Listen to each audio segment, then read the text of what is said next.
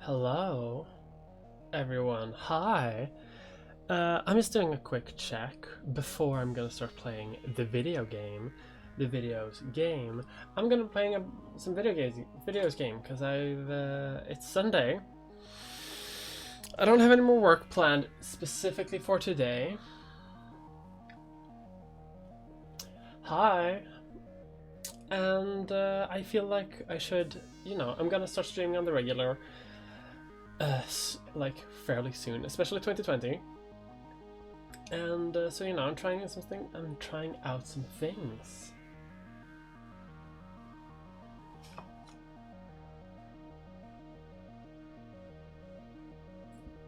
I'm gonna try to put this in a good way too.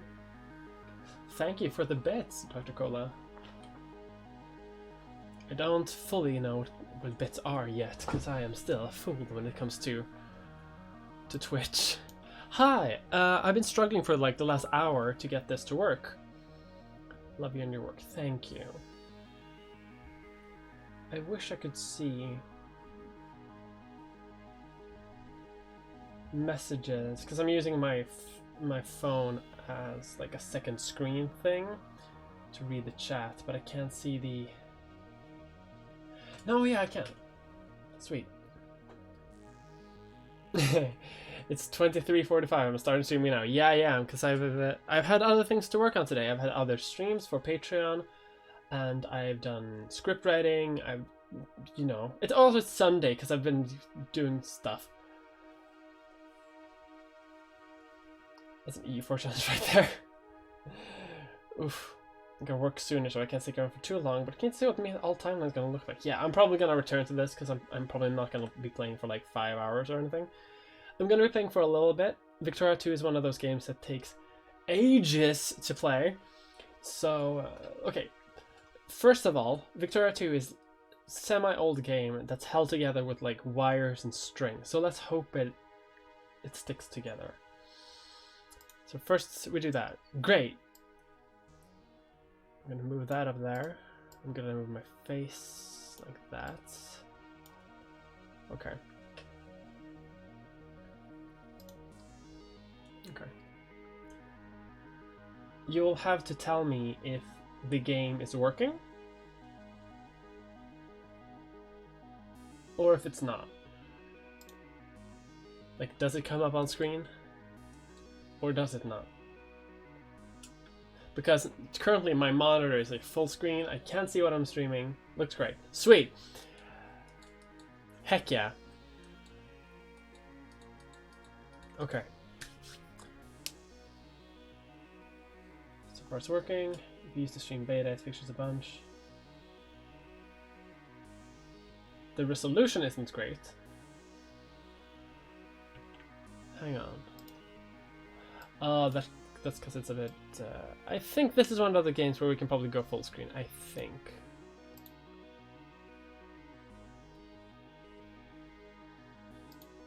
Let's also... Like, my face can probably be here. Not a lot happens here, I think. Like, province things, I think, happens here, but I think we're fine. Might be here as well. Ooh, that could work. Looks blurry. Why does it look blurry?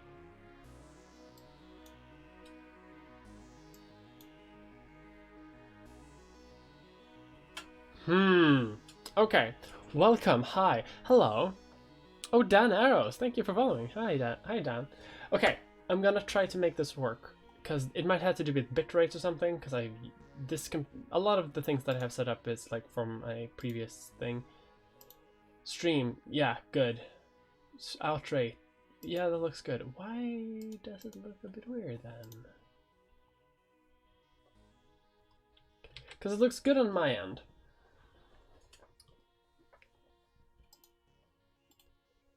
Game capture. Oh, that might be it. Hang on.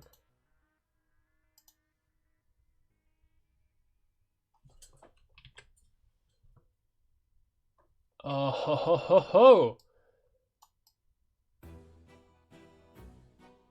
That seems better. Is that better? It's a little better. No, that's much better actually. Yes! It's a bit better, yeah. Hang on. Okay. I can maybe make it even better.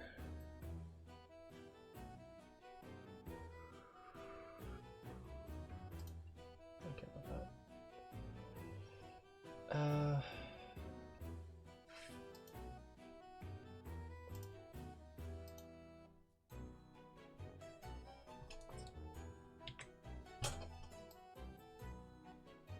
I think that that's even better. But it cuts out what?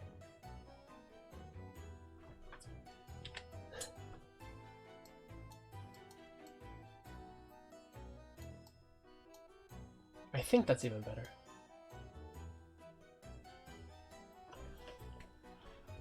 Look at us. We're fixing things in record time. Mwah. Look at that. Okay. I'm just gonna go ahead and say that this is a go, I think. Because everything looks pretty good. Yeah.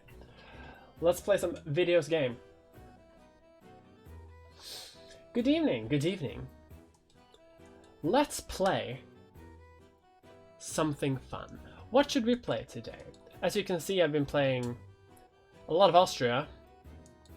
Ignore the save scumming that I've been doing as Austria fighting the Prussians. If you want to see my current progress as the Austrian Empire, I have cursed Prussia by cutting it in half. But we're not playing Austria. What's this game about? This game is about Sardinia-Piedmont. Oh, Sardinia-Piedmont is a fun game. This game is a grand strategy game set in the Industrial Revolution. And it's not very good. But it's very neat, and I'm going to show you some things. Sardinia-Piedmont is not too bad, actually. We could also play... we could play Sweden, I guess, as well. But you don't really do a lot of Sweden. Otherwise, I was thinking like maybe the the Federal Republic of Central America.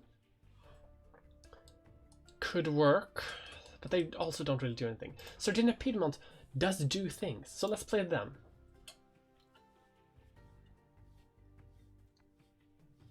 United Ireland. Yeah, not yet. It's 1836, so not yet. Okay. So, I'm playing on a mod called HFM, which is Historical Flavor Mod, which adds a bunch of things for, like, because this game is made by a bunch of Swedes. It's very, very Eurocentric. There's a lot of drama that goes on here, less drama that goes on here, almost no drama goes on here. So in the base game, for example, none of these countries are around except for Sokoto. And that's it. And it's pretty bad because, like, you know, Dahomey is not in it, Wolof is not in it, like, so many things are just not in here. So, like, a lot of areas. And, you know, we got, like, Kosa, we got Zulus, not in the base game, I think. A lot of flavor in here, not in the base game either. So yeah, this is the world of 1836, and we are playing the Kingdom of Sardinia currently. So let's get started. Following the defeat of Napoleon, the Congress of Vienna in 1815 convened to redraw Europe. In Italy, the Congress restored... I think that's best. Okay, I can see that. HFM good, but very railroaded. Maybe a little bit. I think it's... I think it works better. Basically, all of this. This just says that, like, hey, shit happened. Napoleon kind of fucked up Europe. And we are, as Italians, we want to unite. We want to form Italy. We want to, like, you know, create a state for ourselves. But the Habsburgs don't like that.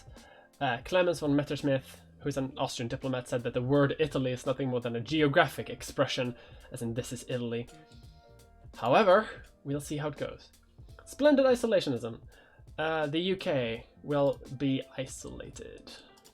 This is something the UK did, by the way, like they didn't want to involve themselves in European politics. But you can turn that off if you want in the game.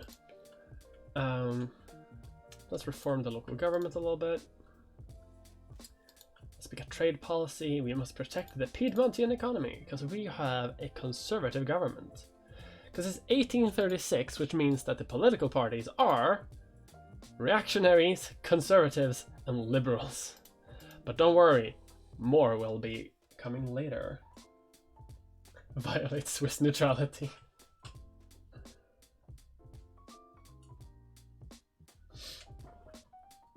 The UK doesn't want to involve with European politics. I know, it's weird, right? They never want to do that. So what we have is in our empire is we have this little island here, which I'm fairly sure is Sardinia. And we have Piedmont, which is over here. We also have this. We have like parts of Savoy. A little bit. And these, you might think that these are parts of France, but they're not. Not yet. History came in the way. And this game has a very interesting thing. So, like, this is a trade system, kind of, like a global market.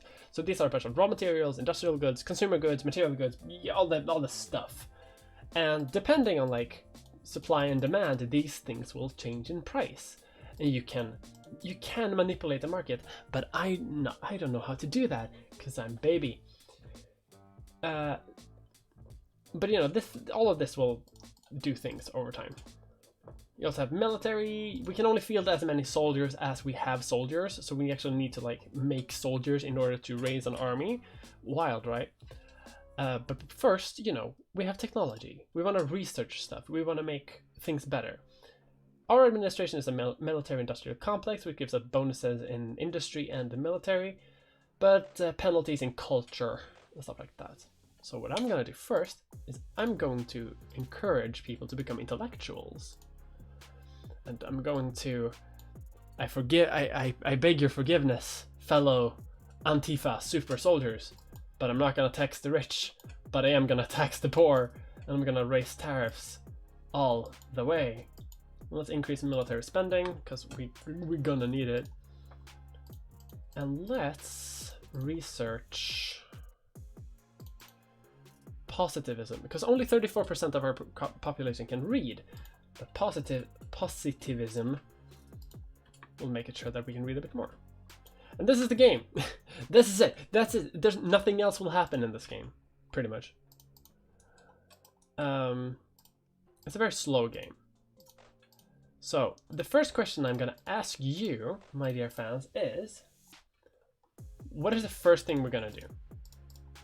Because we could, you know, sit here and isolate, or we could go full imperialism, which will benefit us. And it will benefit us significantly.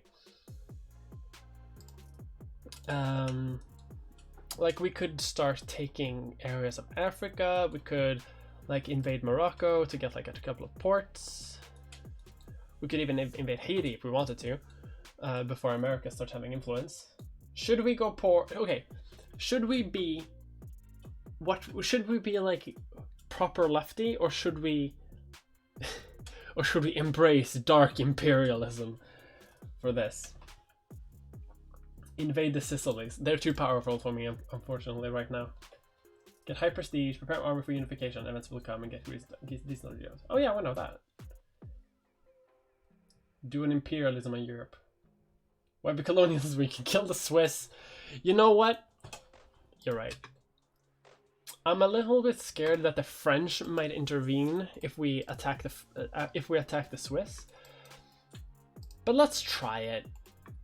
The worst thing that'll happen is that we lose the game, and then we can just play something else, some other country.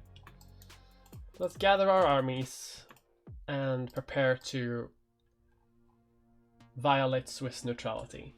Okay, so this game has something called infamy, which is basically like, hey, if a country starts conquering too many lands or expanding really quickly, a lot of countries will be like, hey, no, you can't do that, and they will start declaring wars on you. And the limit is 25. If you can stay under 25 infamy, certain actions will grant you infamy, but if you can stay under 25, you're gonna be fine. But here's the rub. Violating Swiss neutrality costs 25 infamy. So if we do that, we can't really do anything else. However, the people have spoken. So we are going to... We're going to try...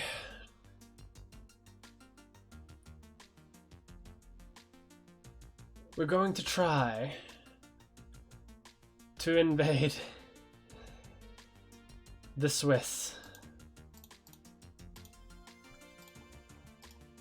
Because that will grant us...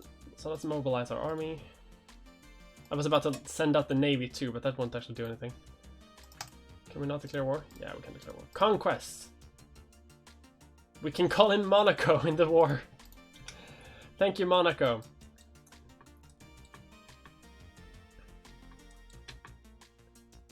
So let's take out the Swiss. Let them come to us first.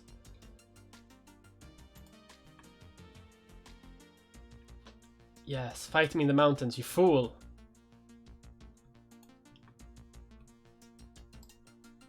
Stunning victory for the French. No, we're not French, sorry, for the Italians. So let's try to take that tiny stack out if we can. Every country is allowed 25 wars. I mean, pretty much. Actually, let's stay here. Those are fields. We can take them out there.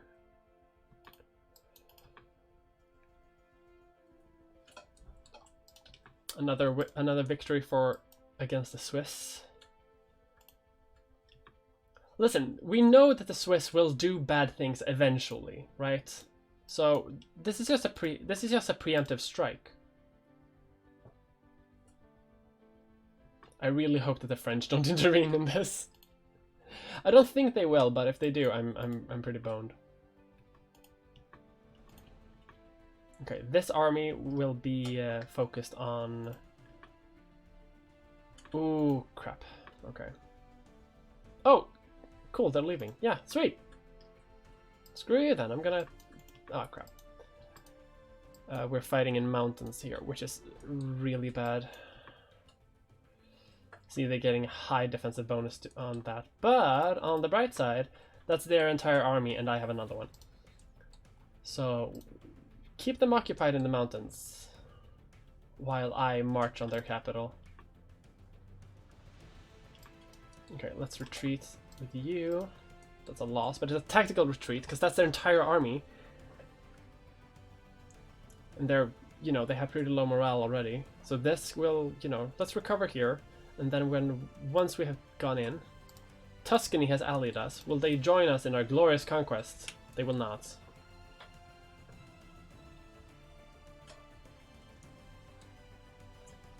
So what does Switzerland have that you want? Land. Actually, they have Italians. Kind of. Hang on. There we go. Swiss Italian. So if we go into the culture, there are some people here that are Italian. And I want them. So what you can do, actually, if you play this game, you probably know that, like, after you take out Switzerland, what you can do is, oh damn, we're losing money quick. Tax the rich, don't tax the navy, and let's actually reduce spending on everything because we do need to save money to give to the to buy military like goods with. You can divide up Switzerland between like Germany, France, and Italy, but 2 of those countries don't exist yet. So thankfully, I think we're all good. And let's do a 2-pronged attack here, and then let's clean up everything, all the assault, and then we can resume the attack. Is this a mountain province? Oh crap, that's a mountain province. Oh, that's okay, we won anyway. You recover, or you go there, actually. Because they're focused on that. They are becoming war exhausted, which will help us too, because we're not. No, you're Italian. Geography, I don't know anything. Tax the navy. We're not Italians. The game tells me these are Swiss Italians. And so all of this will become Italy. Except for this little bit, which is like part of Prussia. It's weird. Okay, we are actually losing soldiers, so we need to recover a bit. This might have been a terrible mistake. Oh, look at that, we have more armies. I totally missed that.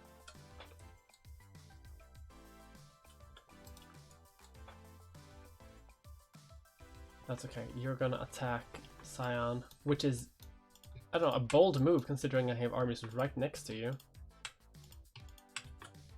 So yeah, like, attack me in the mountains, that's fine. Oof, 6,000 losses.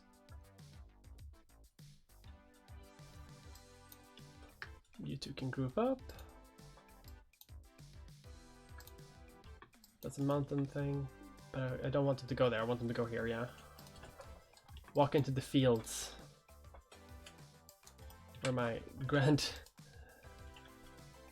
grand army can destroy you.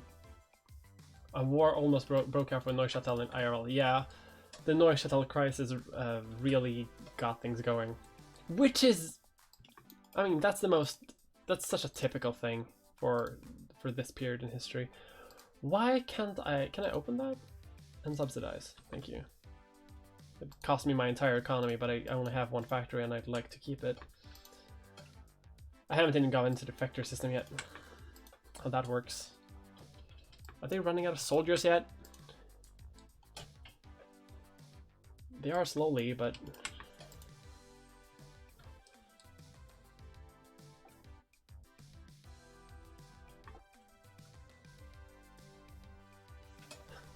This is such a... Like, you're not supposed to do this. Like... None of you want to join my war? No? Spain, come on. You don't wanna? No. Austria, you hate me? No.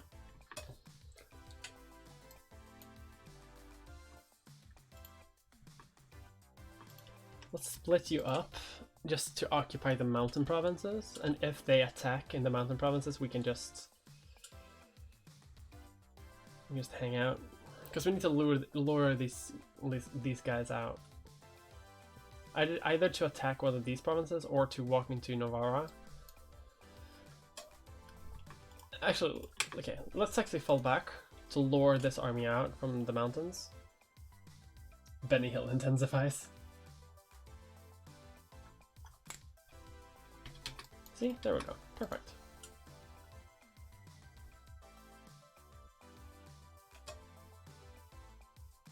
Am I losing this battle? No, I'm not, thank you.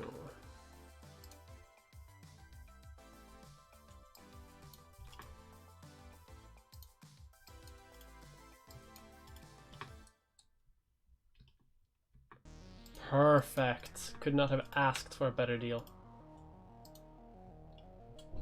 Split them off into 2 parts. That army is destroyed. They're gonna reach on the 11th.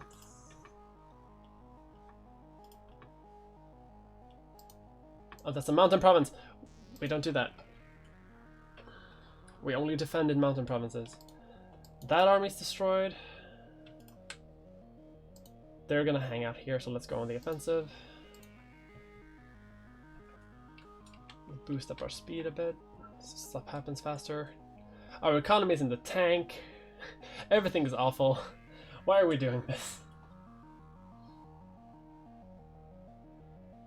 Seems like some fun clips in the VOD. Thank you for joining anyway. Yeah, I'm gonna try to stream more on the regular, like, permanently. Like, you know, not every day, and I'm not gonna stream forever, but I'm gonna try to stream, like, as much as I can.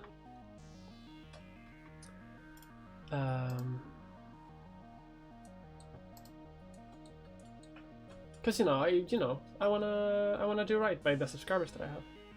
If I miss any subscribers or bits or anything like that, please let me know so I can thank them. Because I am, I'm just using my tiny phone to. The essential Queen Victoria. Victoria has ascended to the throne, and we have entered the Victorian era. The only thing this really means is that Hanover is no longer part of the British Empire. It's now its own thing. Why? I don't rightly know, actually, because I did not study that much of British history. I studied German, and sure, Hanover is part of that, but political stuff in Hanover doesn't work. Benny Hill intensifies, that's really good.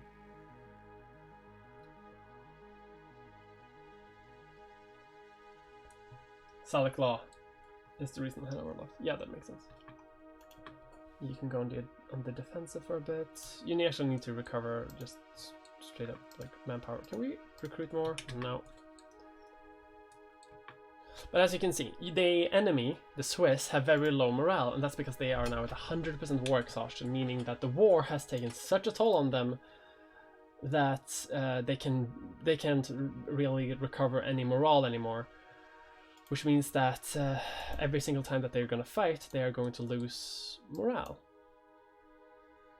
Actually, let's join these armies up together so that they will conquer Bern a bit quicker, and maybe we can fight like in the forest later, or we can go back, take these back, and recover armies.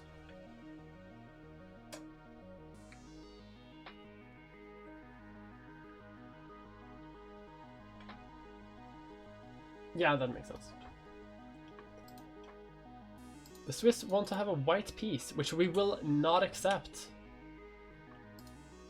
We have researched positivism. Let's actually research some better rifles, just in case we might use them in this war.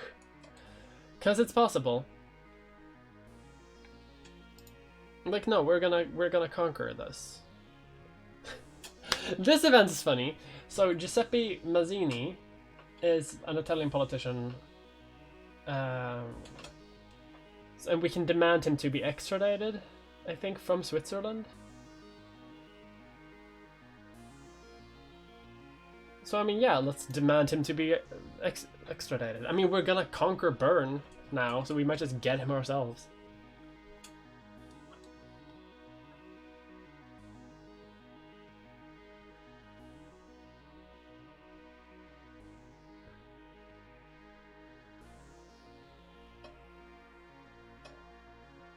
Give us our guy country we're at war with. Yeah, like the French are at war with the Ottomans, and sure, let's give them some access, I guess. We have declared bankruptcy. That's not good. I think our war exhaustion is pretty high as well. Our war exhaustion is 100%. Okay, actually, this won't work. We did it for the meme. It won't work. It's too much. Fun though.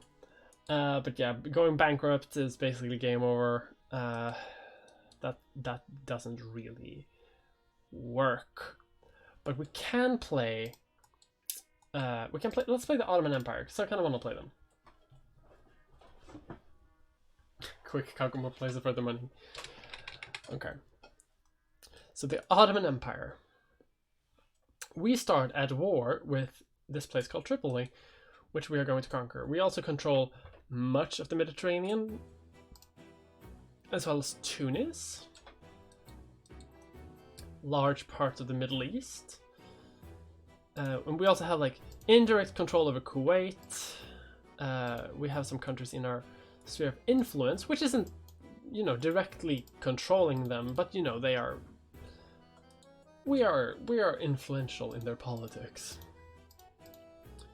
We have Moldovia, and Wallachia as our puppets.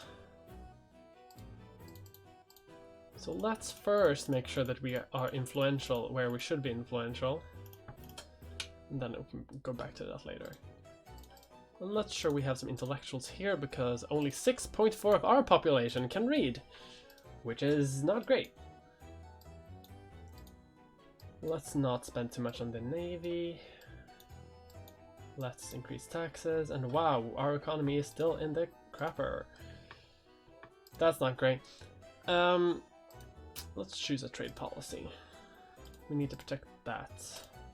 And I'm just going to change some options so everything will go a bit better for us, maybe.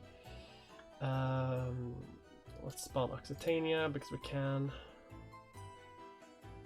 And let's enable crisis from the start, just because it's fun.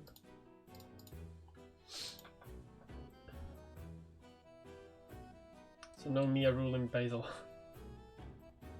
Is there an end to the game? Yeah, 1936. There is no objective in this. But that's it. Objective, reconquer your former lands for glory. If you're thinking like, you know, Crimea, you know, across the Black Sea, up into Austria, yeah, that's what we're gonna do. But we started war, and I'm going to first call in Egypt, our beloved ally Egypt, and our ally and subject Egypt. And let's also research some things, because we are a bit behind in our research, which we should not really be. We do need to.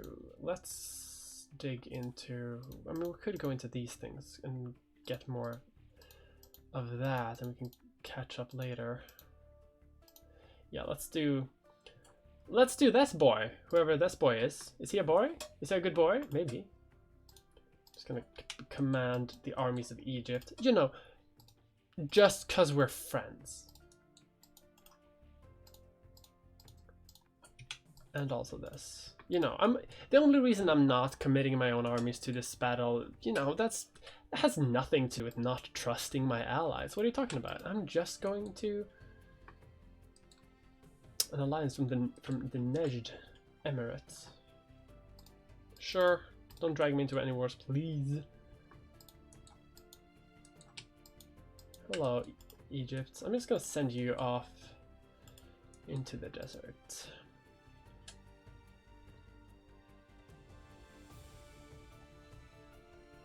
Santa Claus.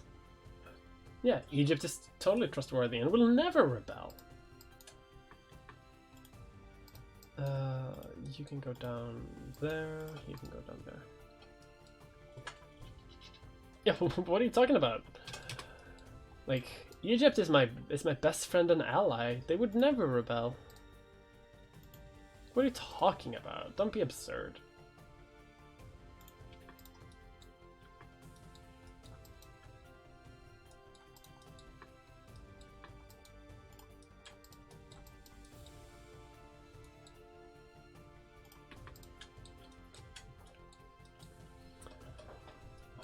Okay, so the Ottoman Empire starts off in a bit in a more complicated situation because Sardinia, at least, has a bunch of events to eventually form Italy and expand from there, and they basically are guaranteed to become what's called a great power. The great powers are the top 8 countries that has like the highest score, and they get special abilities and they can do special things, and they are pretty key to how the world operates. And we are a great power. Of course we are. We're the Ottoman Empire, the Great Ottoman Empire. However, we do oppress the Christians. That kind of sucks. And that gives us a reduction in prestige, and it goes down faster than we're gaining it. Which means that eventually we're going to run out of prestige. We don't really have any factories either. That sucks. And we also don't have any capitalists in the entire empire. So we're not going to get any factories either. Which means our industrial score is going to be pretty low for a significant amount of time.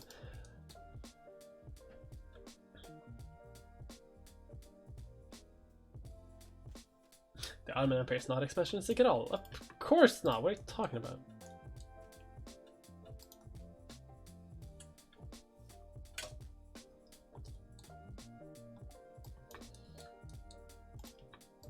Just ignore me sending the Egyptian armies out into the desert. They're just exploring. You know, we already know of the entire world at this point, but they're just exploring. Welcome to my empire. But the game is more complicated than that, because most grand strategy games, you know, they do things and they do most of these things, but this game is more complicated because you have a bunch of things that you can do. Like you can have social reforms and political reforms. You can have like matters of state. So right now we're an absolute monarchy, but at the end of the game, it's entirely possible that like the United States is fractured into 8 different nations. Mexico has gone communist. The United Kingdom has also gone communist. The Russian Empire might have gone like full fascist. China might be like Christian. Can happen. The shogunate wins the war against the emperor in the Tokugawa. No, that's not the one it's called. It's in the Meiji Restoration. Like the shogunate can win that civil war, and so they never westernize in the same way. Like it takes longer. There can be like massive colonial revolts, which means that like, you know, India breaks free super early. Ireland's potato famine can literally collapse the entire British Empire. There's so many cool things that can happen in this game. So like it starts off like pretty basic, you know, 3 ideologies that exist. But you know, after a while you're gonna get like, you know, militant socialists and you know, straight up communists and all sorts of other groups. Please ignore that I'm just massing troops on the Egyptian border. Okay, my economy is actually doing a bit better, so let's boost our education so we can get that literacy rate up. Ranches. Yeah, I think let's encourage ranches. British India is a mess. This is British India, yeah. It's not the Raj yet, because they haven't gone into here and they haven't gone too much here in, but it's... yeah. Because they haven't integrated like all the princedoms yet, so, but most of these are still like puppets or satellites of the British Empire, or technically the East India Company, which controls all of this area. And they are all, you know, not all of them, you know, we got like Sindh. The Sikh Empire are not part of that. But other people, you know, other places are. Most places here are. And then we have Dutch East Indies, which also haven't like fully integrated it yet. This island has not been fully integrated yet. You know, Hong Kong hasn't been conquered yet because it's 1837. Things like that hasn't happened yet.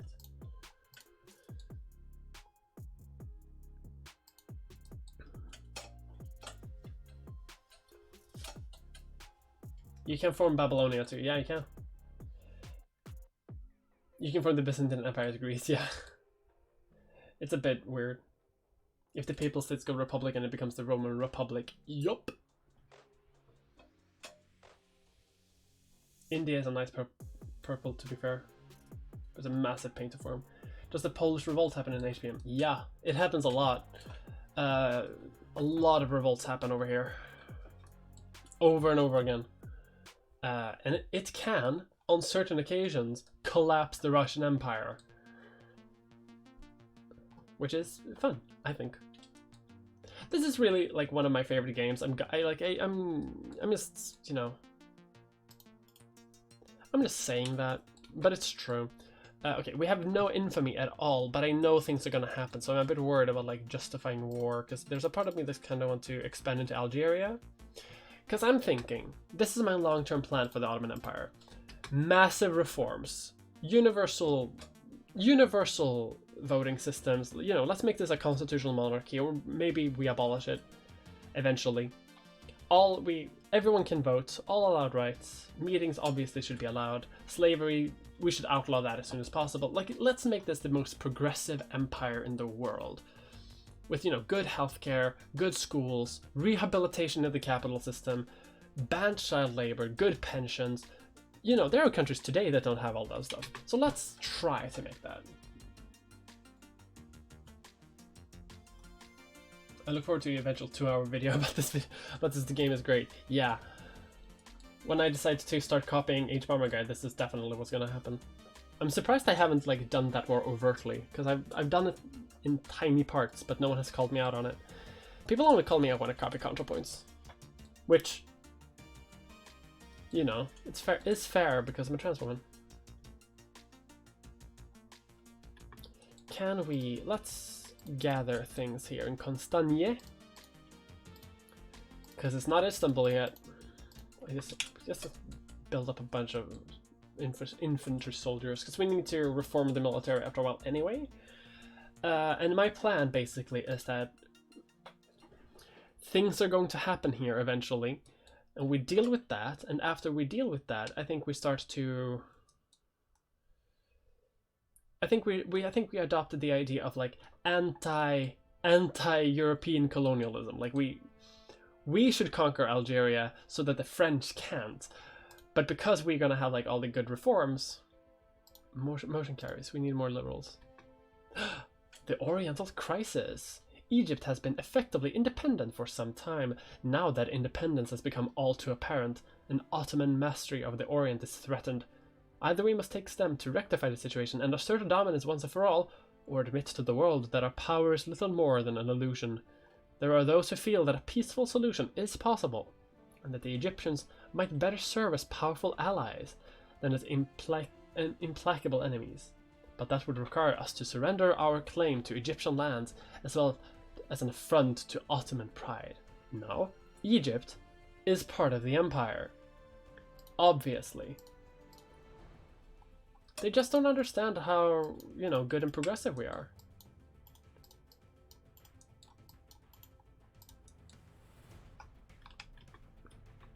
So let's call in our allies and subjects into this war so that they will help us restore the empire.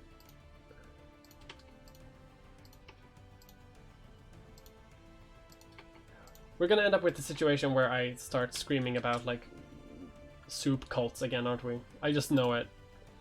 And so we lost a bunch of prestige because they broke free, so now we're not a great power anymore. We still are for like a tiny short while, but in like very soon, very soon, our countries are going to be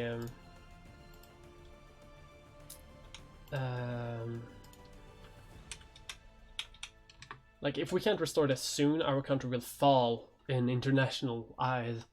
So we've gotten this, like, hey, you gotta fix this but in, like, within a year, or folks aren't gonna respect your country no more. Actually, can you go down? No, that would be almost suicide.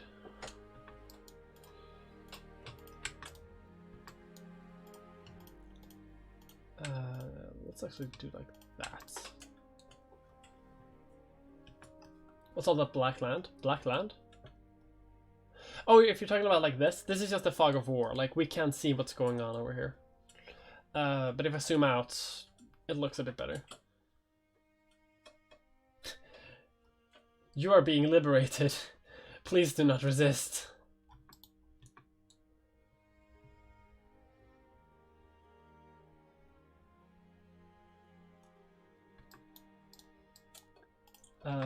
Let's make our way towards... Because I want to make our way down here so we can control the Suez.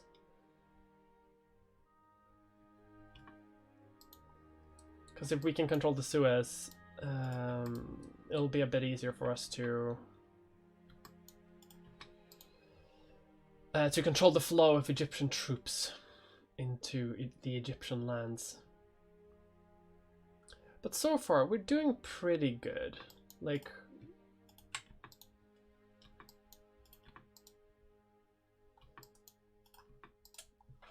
You know, we're advancing in... The Kingdom of France supports the Egyptians. This is an affront. This is an affront to the Ottoman Empire. Are we not allied with the Russians? What? I thought we were allied with the Russian Empire. No, apparently not. Well, you live and learn. The United Kingdom supports the Empire. Thank you.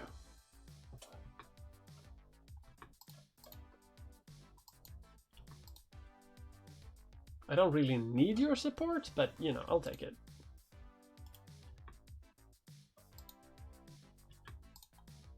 We lost a battle at Sirte? Where? Where's Sirte? Oh, it's over here. Oh, because we got... Oh, because they're advancing with one army into this area, which is interesting considering I have a massive front line just hoarding over. But, you know, I'm not going to question the Egyptian military decisions because they're working in my favor. Let's go to Jaffa.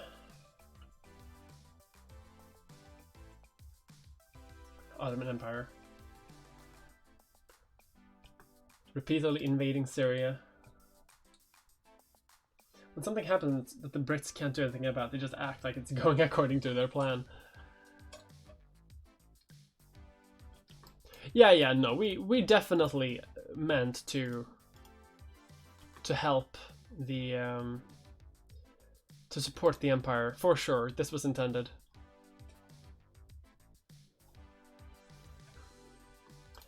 This game is a little bit racist though, because like, okay, so the Ottoman Empire is a bit of an exception to this, because we are a great power, so currently, so we can do certain things, and you know we have the great powers of France, the great power of Spain, but then we also have like secondary powers, which are almost great powers, but not really, and then we have civilized nations, and then we have uncivilized nations like Persia, or hang on, yeah, like Persia.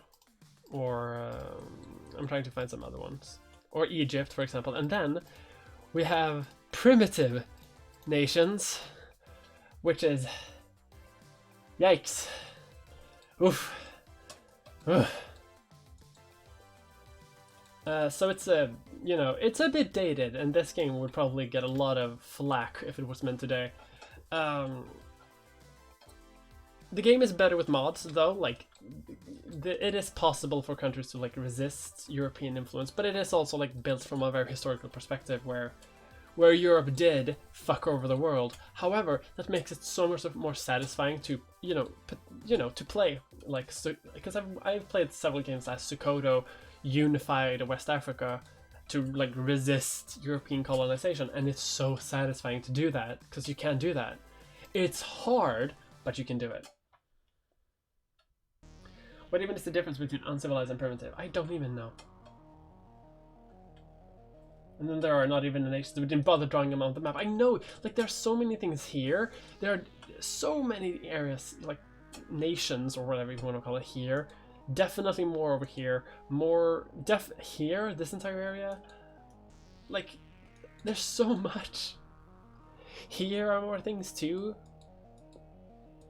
But because but because this game is made by a bunch of like racist Swedes, I'm saying that a bit hushed because I know I have a lot of friends who work at Paradox. That's not a joke. I actually know several people who work at Paradox Interactive, and it feels weird because I know that also that a lot of the people on staff are fascists, which isn't great.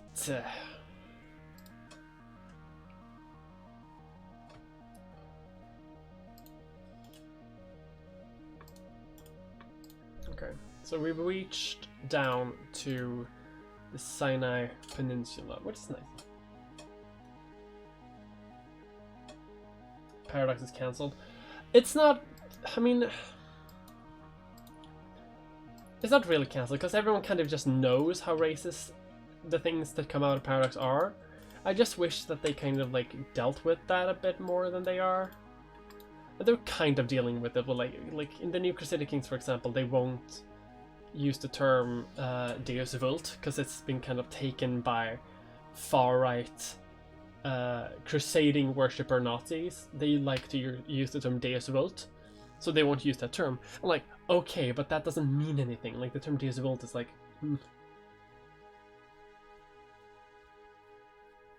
It's why the fascists are the best nations at war in the war game Hoi 4. Yeah, they've been getting better. Yeah, they have, and I'm really glad that they've gotten better. But like,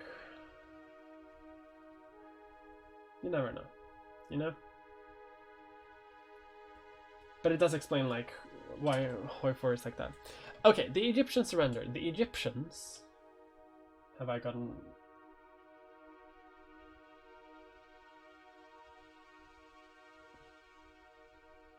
Okay. The Egyptians have raised the white flag, offering to abide by the Convention of London and return both Crete and the majority of the Levant to our control. Our advisors say that wresting control of the entire country is almost impossible, and that we should take the offer while we can and let the Egyptians go. No. I don't really see the logic in this sometimes. Like, sometimes I do, right? Because, you know, it's a video game. But at the same time, you know, I'm winning. So, like, it feels weird to me that the game would be like... But it's an event, and it fires when you start winning. And if you, in case you want to get, like, peace out early, so that you don't have to go to war forever. Like, I get it. It just sucks that we lost even more prestige and we are no longer a great power. Great. So now we have to fight our way to get that back. And I'm not sure that that's going to be possible. I hope it is. Can we stop it with the Benny Hill music? Thank you. Okay, we're going to save up some science points. And let's encourage more intellectuals. Because we need more of them.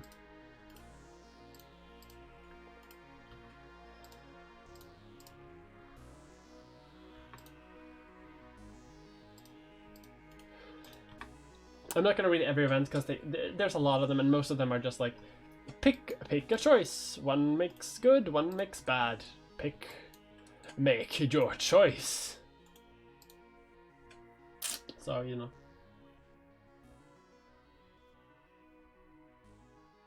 Fascists have more fun. Hoi 14 in public on stream. At least the HFM has intellectuals, not clergy. Yeah, I really like that because the base game has clergy, which is like,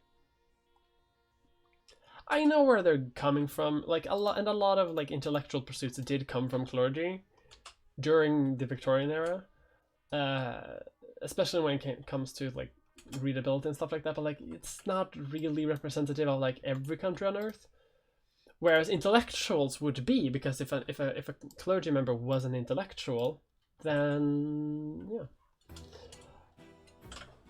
Let's research idealism. Idealism gives us more research points, which we, as the Ottoman Empire, are in desperate need of.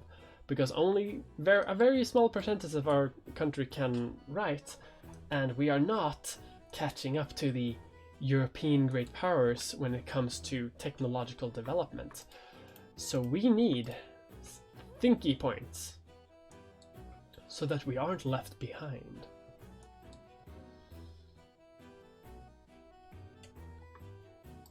Tigray wants an alliance. Sure, I don't even know where you are.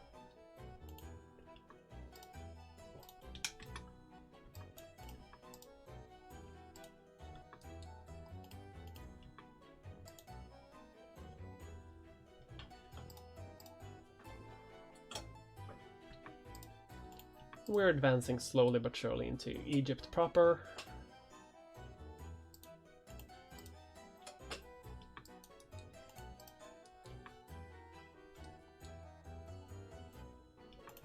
And how long into this are we? We are 61%, which isn't great. We need a lot more than that. 69. There we go. Clergy instead of intellectuals are another example of Euroscepticism, Eurocentrism. Yeah, exactly. The Sultanate of Egypt becomes a puppet of the Ottoman Empire, which is what we want. Yes, thank you. I also did realize that we did forget to mobilize our army. And we even have another army over here. Great. Let's go to Izmit with our entire army, so we can regroup this, because we have suffered losses. And we should be getting an event soon about how we want to deal with our treacherous friend.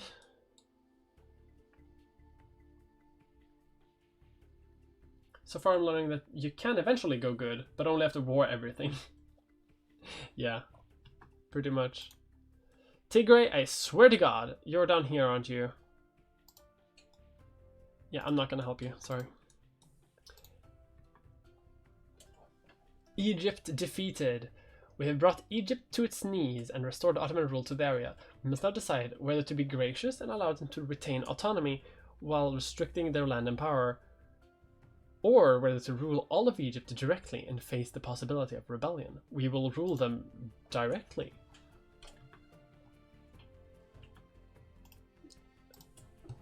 And we also have the holy city, Mecca, which we will definitely embrace having.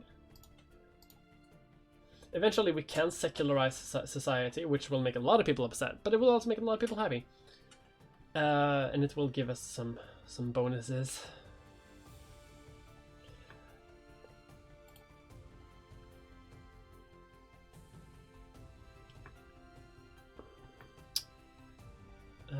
Yeah, so there are a bunch of reforms here that we can do. The Tanzimat reforms are especially pretty good. They will open the borders, they will outlaw slavery. We'll just make things, you know, more better. We can centralize the Kurdish states, which makes I'm not super sure actually what that does. Alliance from Harar. The rise of Bedr Khan. We had no sooner reached the house of Yaburais when a cry of the Bey has come spread through the village. The village was in the greatest alarm at a threatened invasion from the Bedr Khan. The district of Tacoma, which had escaped the former massacre, was now the object of his fanatical vengeance. Bedr Khan is the young and ambitious ruler of the Emirate of Bhutan. During the war with Egypt, Turkish troops were preoccupied with invading Egyptian troops and were unable to suppress his revolt. A reaction to the modernizing and centralizing efforts of Sultan Mahmud II that were antagonized by the Kurdish feudal chiefs. As a result, he extended his authority up to Mahabad, with Kurdish tribes pledging fealty to him. He adopted the fanatical tenets of dervishes and was encouraged to undertake mass slaughters against Assyrians and Yazidis in the territory he controlled. The great powers are outraged by his assessment of Christian population, by his treatments of Christian populations, are demanding we intervene immediately, which we will. Because he be doing genocides which we are not a supporter of. So let's send our armies into Bothan. The reforms. Tanzimat reforms are basically a westernized batting for a great power. Yeah. Make it more better. Is that a technical term used amongst historians? Oh, for sure. Bothan is in Iraq. Kurds are making a go of it now.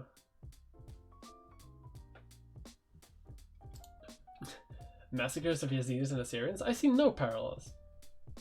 Turks would never genocide anyone. Listen, our Turks would never genocide anyone. Where did my armies go? What? I sent over far larger forces than this. What? Might have been the units suffered a lot of losses in the Egyptian war and had a hard time traveling. Maybe. Civil violence, we should interfere, don't fight. Let's join you guys up. You're pretty much done. Let's send you back to the capital. Yeah, because these troops are also made up of like irregulars, which are worse. They're not super great soldiers. Like, they're not properly equipped. Mountain attrition, yeah. This was a bad... The genocides are bad. Yeah, genocides are bad. Annex. We will keep it all. Let's send you to Suez. You can just hang out for a bit. We have a little bit of infamy. Not a lot, but a little bit. The Russians hate us for some reason, which I don't like at all. Order has been restored. The fall of Better Khan. Better Khan has been defeated and was deported to Crete to live the rest of his life in exile. Kurdish autonomy has been revoked. Whoops. The rebels have lost any hope of autonomy. The lands Better Khan took from the Persians were returned. Did we do that? Oh yeah. The Assyrians breathe with relief at the sight of the marching Ottoman troops. So like, not great. You know, not great. That we are restricting the freedoms of the Kurds. But this is 1841, and they were, you know, threatening to genocide Assyrians. Which, let's not. I don't want to ally down here, because you are all going to be destroyed by the Jaledi? Where's Jaledi? I know that. That's Jaledi. No. Majardin. No. I don't need anything there. But I am number 8, which means I should be up to a great power soon enough. And we do also have... We can also start recruiting a bit of an army again. So let's start recruiting. Like that.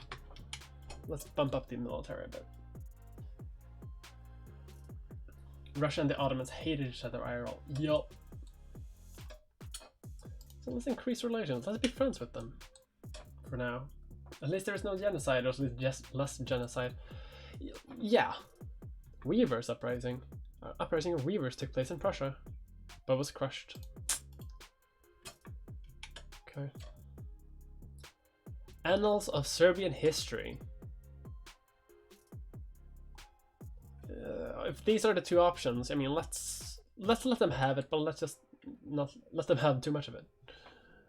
Tensions in southern Macedonia. The international community has become increasingly aware of the so-called plight of the poor oppressed people in southern Macedonia. It is claimed we have no legitimate power to rule the area. Nearby great powers are starting to make an interest in the claims. No, it's ours. What are you talking about? We're going to make this a proper utopia for everyone, whether they want it or not.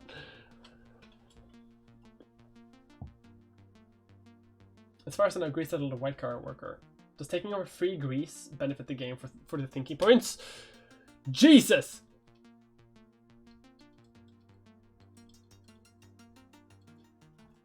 Maybe I should not have backed. Maybe I should not have enabled crisis from the start, because now Greece demands Southern Macedonia. And they have the support of the Austrians, which are stronger than I. Actually, let's... I did not expect that to become a crisis so quick. And they just get it, because I'm not a great power and I can't defend myself. Don't like that. They're friendly with a bunch of great powers too. That's okay. That's okay. Maybe I should have conceded the point that maybe I didn't have too much of a claim to that area. Okay, I see how it is. Sounds like except for the Siege of Venia. At least I thought that I was gonna contest it or like not be okay with it, but that's okay. I have cores in this area, so I will be able to take it back. Like there are Turkish people living here. I can take it back, and I could do it immediately, but the thing is, like, they're friendly with the British Empire and the French Empire, and I am not strong enough to fight them, I think. Am I? Probably not. Let's expand our naval bases. Actually, so we can start contesting for the Mediterranean. So let's just spam out naval bases all over the place. Eventually, we're also going to be able to build a Suez Canal because we control it.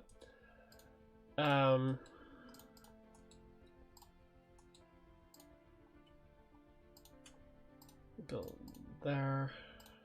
Build there.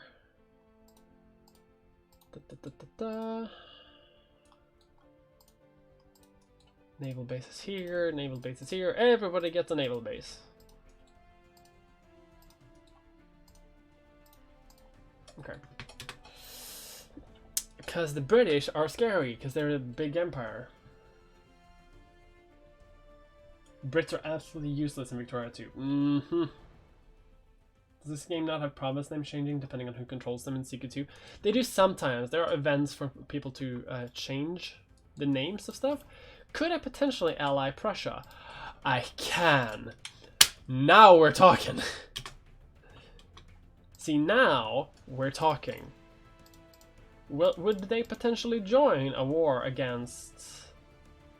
They would. They would they?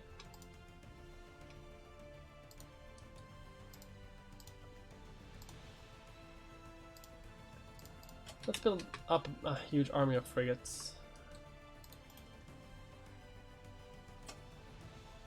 The Russians are also friendly with them, and I don't like that at all, because they might intervene in the war. Actually, let's be a bit of a sheety.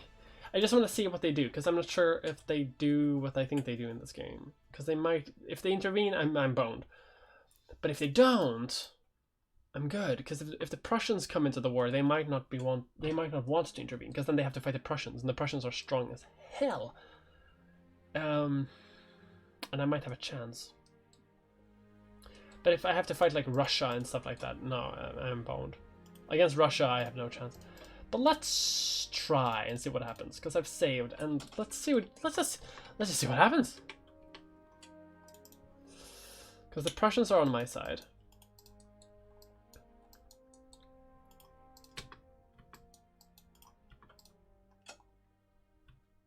And we're a great power. Look at that. What timing we have. So let's try to take back control of the areas that we kind of lost control over because we fell in great power. Thankfully it keeps all of those things. I really don't want to cheat, but the thing is, this game is so broken in the way that, like, you don't always know what's gonna happen. Because sometimes, you know, the game might just break because it wants to. Like, it might tell you that, like, hey, you can do this, and no one else is going to intervene, and then suddenly it's a world war and everyone's chaos. Brits are But the Russians are also friendly with Greece, yeah. British associates because the AI can't handle transporting you to my navy. They kind of can. Central Powers time. Just like history. I know that's just like history too, but like it makes for bad gameplay in my opinion. Hey Greece, actually, someone mentioned earlier that maybe I should incorporate your thinky points.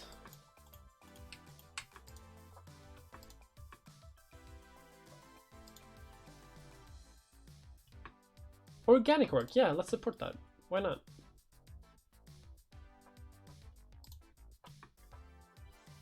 You need to rest and recover. But should I maybe incorporate some thinky points? The Greek Peloponnese. So I could take this. I could just take half of Greece. That would be so rude.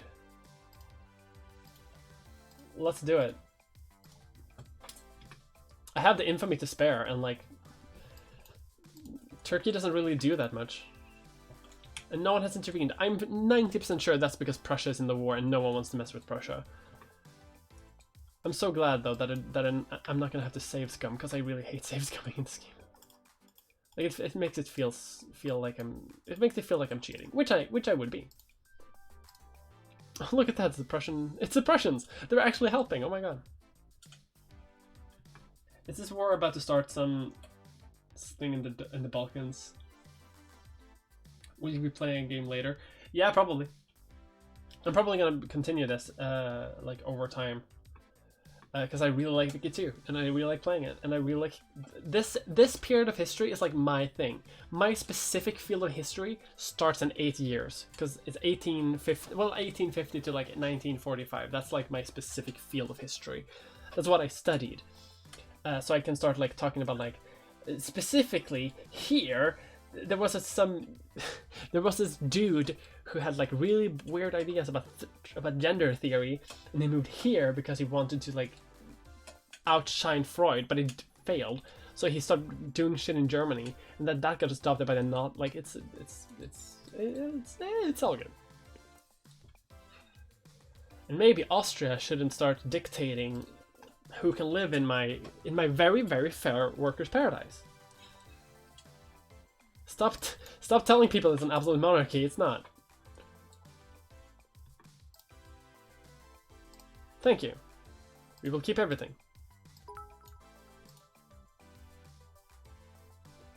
Thank you for the bits. 100 bits. Wow. Thank you.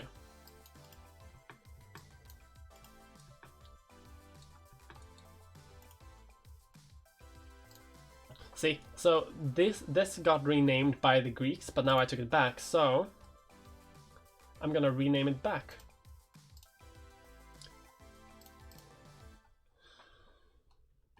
Poor Greece.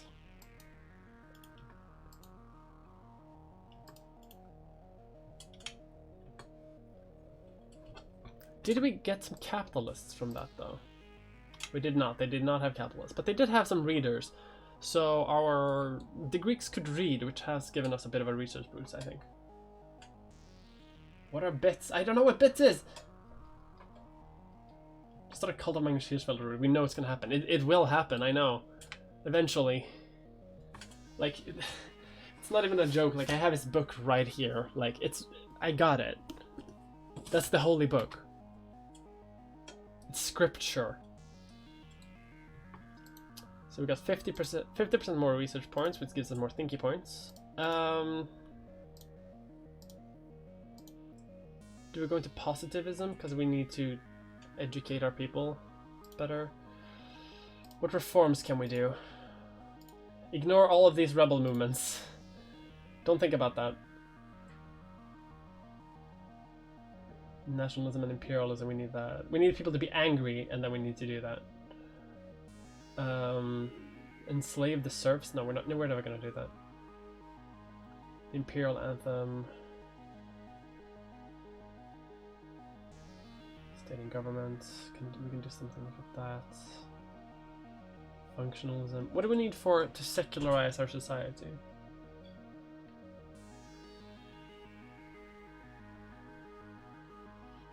we need to have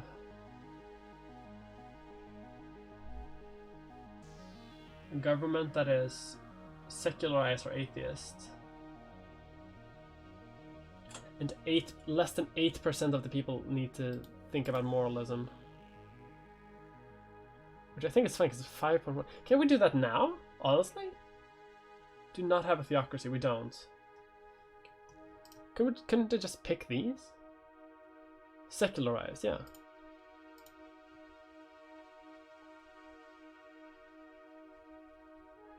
Huh.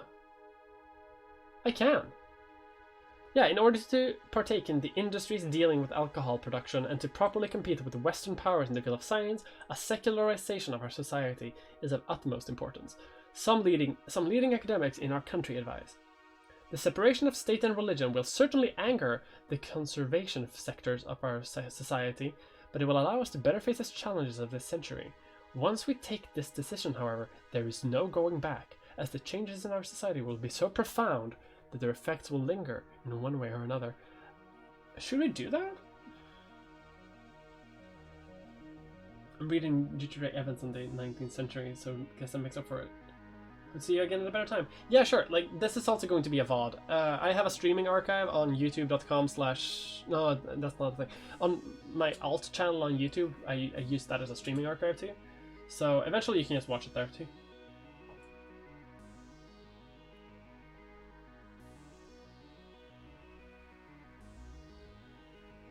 Greece is basically Athens and neighboring cities now, yeah.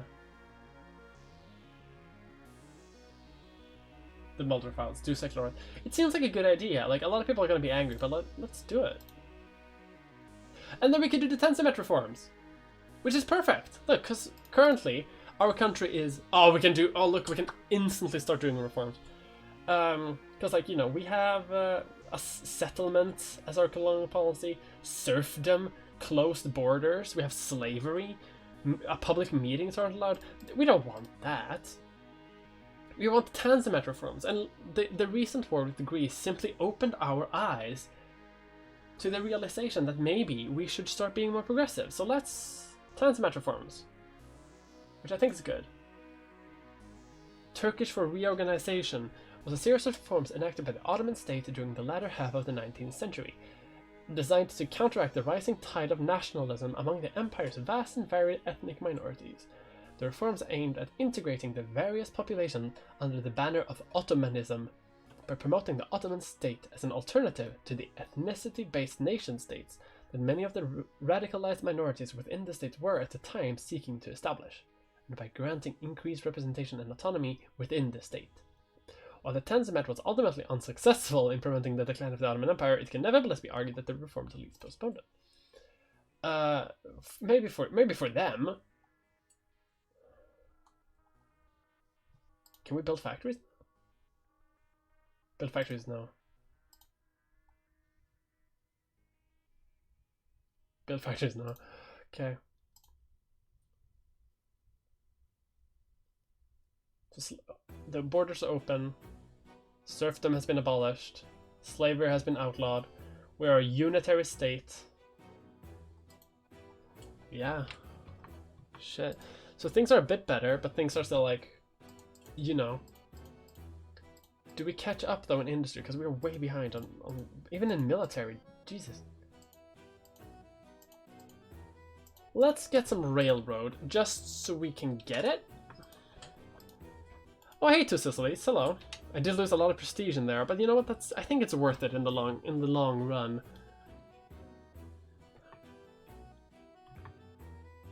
We no longer get religious. We are no longer oppressing the Christians.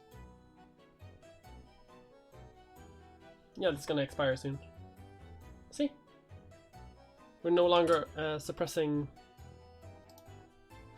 the Christians. That's great. Trains good, cars non-existent.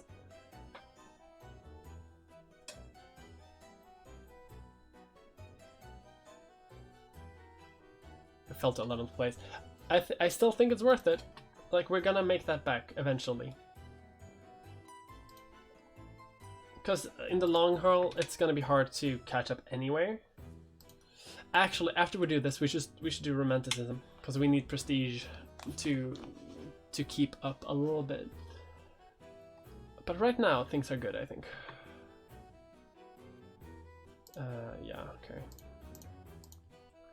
Let's increase our opinion in some of our vassal states while we can.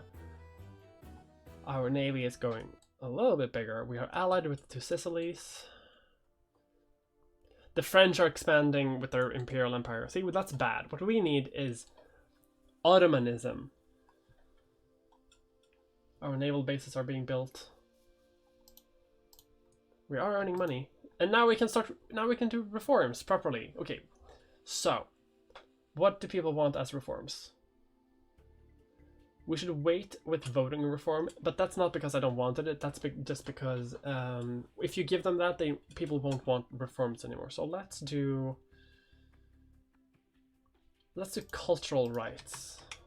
So it's not just, oh wait, the only accepted culture is Turkish. Oof, for now anyway. But if we do that, the assimilation rate will go up as people are more like, as people are more want to be, as people are more accepted in our thing. HFM, yeah, sure is. Our imperialism is good, exactly, see, you get me. Sweden? Hello, Sweden. Hello, welcome to this weird alliance we have with Sweden, Prussia, the Ottoman Empire, and the two Sicilies. Yeah, all we need is Austria, and then we have the Central Powers again. In 1843.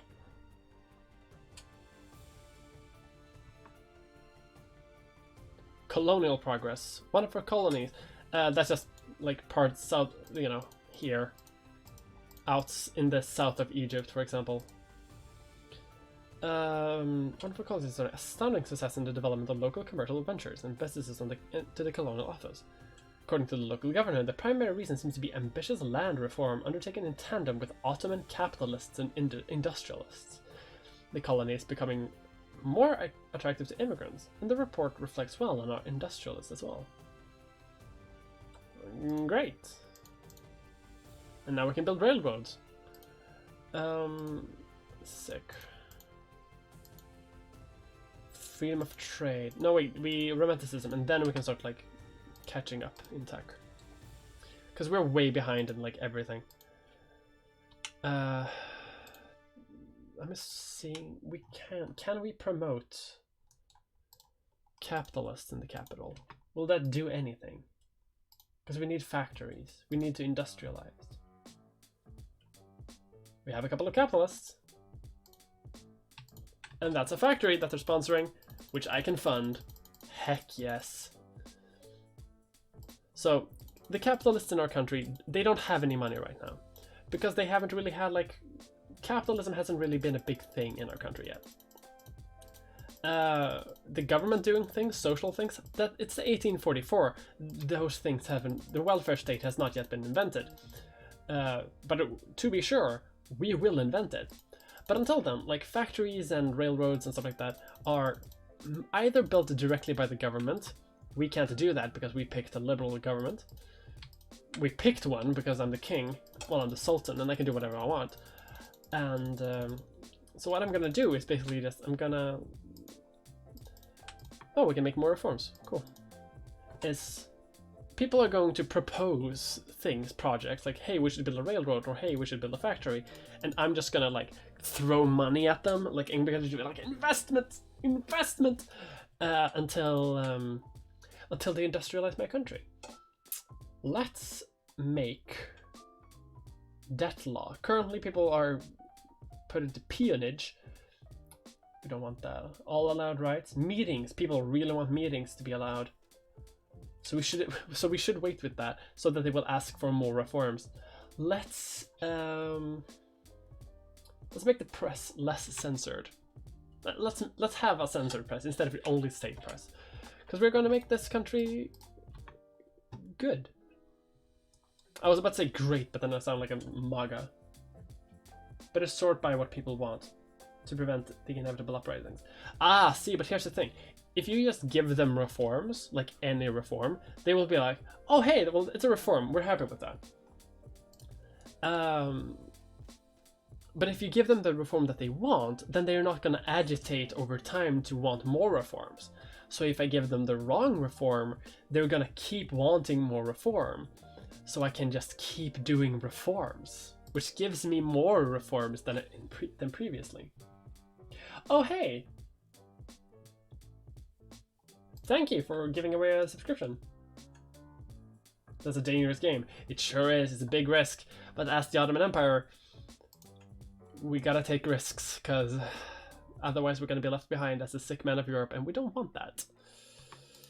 More reforms. People want public meetings, so we're not gonna give it to them. Let's have a free press instead. Having a free press also makes it so I think people read more books. I'm not sure. Hanover? What?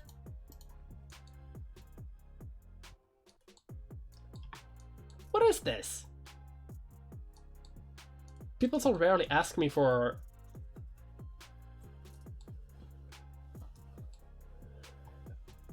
That's weird. Let's befriend Russia a bit more, because I don't want them to invade me.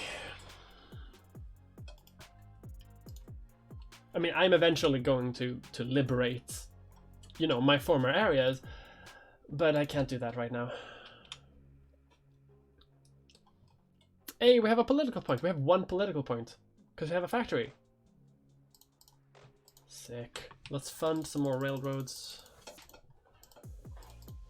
And eventually, the more factories you have, when capitalists start building factories and they start making a profit, capitalists will have more money. That's why I'm not taxing them, because I want them to have money, and they can spend that money on. They will start funding their own things. I won't have to give them money. They're going to fund their own factories and just open them by themselves. So in this game, in the early game anyway, capitalists are great. Trickle-down economics, kind of, yeah. Trickle-down economics kind of work in this game, which is weird. Inspired nationalists. Oh, I don't like that. Gotta annex Belgium as Ottoman's early game with the help of Prussia. Spent the morning trying to catch up on your videos, and I get to watch you play a game tonight. Feels good. Hey, yeah. Didn't Marx actually say that it works? So I think Marx. I don't remember everything that Marx wrote, but I remember Marx saying that like it works as long as there are like as long as it's very highly controlled and the people actually can benefit. Let's make debt law a bit more forgiving for the poor people. I'm so glad I figured out how to become like more positive. So we can do this to boost even more, but I think it's time to catch up on the basic techs. So like, let's do freedom of trade. And then after a while, we can start... No, okay, let's do freedom of trade and then do positivism, because we need to teach our people how to read. But hopefully we're going to like be able to reform the education system soon. We're going to like... And the freer the country becomes, more people will want to engage in it.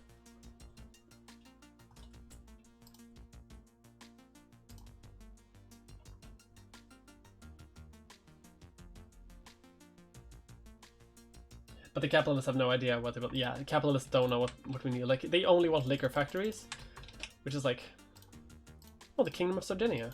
And we discovered Romanticist art. How lovely. I wonder how big the alcohol market is within the Ottoman Empire, though, considering the majority of our population is Muslim. Actually, how big of our population is Muslim? 57%. That is a majority. Textile mill, hell yeah. Go for it. Our empire is vast and has many resources, so...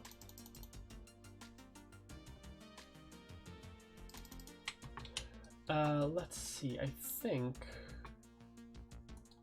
Yeah. I think we're good. I am going to do like this. Let's encourage intellectuals in Bosnia and southern Serbia instead of in here, so we get some more people over here. They are also our more populous areas, so if we can encourage intellectuals there, we can have like a bit of an intellectual powerhouse going on in the Balkans.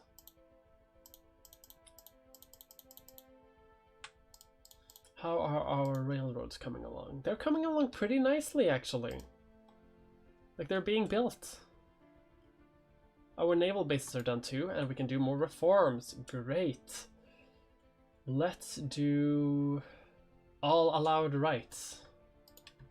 So now all cultures throughout the empire can vote or participate in society in like full capacity. Previously they couldn't. And we are at number 9. See, we're climbing up. We're getting back there. We're getting back there. There's a positivism, so we can get back on that. There's a lot of Christians too, yeah, but thankfully we have secularized society, so hopefully they will be careful not to accidentally commit the ideology. Let your people unionize. Yeah, I will definitely do that. Especially because unions let people organize more to do social reforms, which we will want too. The thing about reforms is that sometimes you don't want reforms like at all. Some countries don't. Like Italy won't. Like the big empires don't really benefit as much from reforms as I do. Or like, you know, empires that are struggling, they will need to reform in order to improve. But these old empires, they can only hold on to their power by like not reforming as much anyway. Some reforms are good. Some reforms are taxing. And we could do even more reforms. Look at this. Unions. Trade unions are allowed. Old empires are like Palpatine, yeah. Hungary just broke free from Austria. Oh, it's the Hungarian Revolution. Let's help them fight their former masters, the Habsburgs. Our mutual enemy of the Austrians. I'm not gonna help them fight, obviously, because I probably won't win. The Italian Wars of Independence. The Serbian War. Europe, get your shit together. So Venice, or the Republic of San Marco, has declared independence. The Kingdom of Sardinia has just claimed my land, and is currently invading to liberate Lombardy. Switzerland is currently in a war to fight about what Switzerland's supposed to be. So Austria is a bit falling apart. And do I want it to fall apart? Yes, I do. I'm just gonna give money to... I'm just gonna give war subsidies to and everyone fighting the Austrians.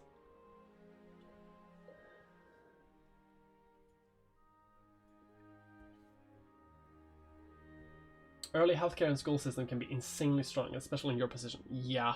If I can get early school systems, that will boost my literacy rate a lot. And if I can get early healthcare, that will increase my population growth. Because I already have 10 million adult men who can like serve in the army or go to work. That's a lot. That's more than the British Empire, and the British Empire has India.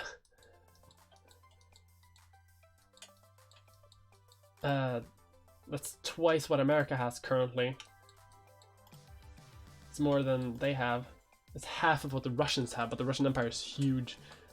Yeah, I mean, obviously it's China, but they have, like, you know, they have 100 million. But, like, you know, if I can boost that population, that will, you know, grant me more soldiers, that will grant me more workers in the factories, more farmers in the fields, more intellectuals, everything.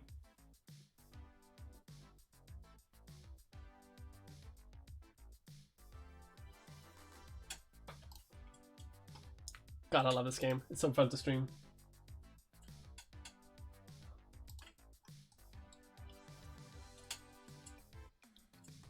Okay, so the Austrians aren't doing too great, but they're not losing either. They are invading. They might win this. It's possible that the Austrians might win the war and just reclaim all of it, but it is also possible that the Austrian Empire might just fall apart. which I would benefit from. Because then maybe I can like take off some pieces from them, but we'll see. My current goal is actually like to potentially like conquer like conquests of Greece, potentially, but I want to put them in my sphere first, just so I can be a bit more secure in that. More unions, I think, so people can organize around that. Let's get some more factories. I can't build them myself yet, but I can do. But I can sponsor the capitalists to build them for me. Oh, the Wallachian problem.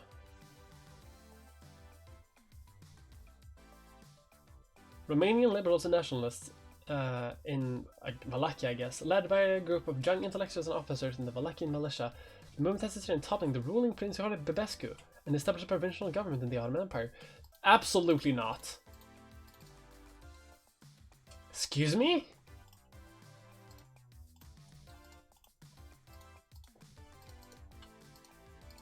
This is my entire army. I have an army over here too. Can I build more? I can build a couple more. Let's do that. You can't just topple people however you want. Let's research James Mill. Rebellion against Ottoman rule. Why? I'm doing great reforms.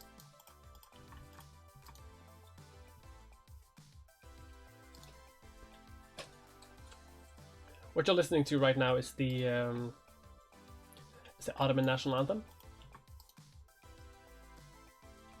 And we're getting some industrial score too. 4, that's great. Because we have such a large population, if we can get our industry rolling, if we can get our capitalists especially to start like really pumping out factories, that can be really powerful. Especially too if we can like have a good minimum wage, an 8-hour workday, make child labor illegal. Like we can do some really cool shit. In my experience, it's better to annex Romania at this stage. I don't really know how to do that, but we'll see. They will accept it. Yes, thank you. There are events to do that later, I know, but I haven't played too much of this game. I mean, I've played a lot of this game. I've played hundreds of hours. But you know, not a lot.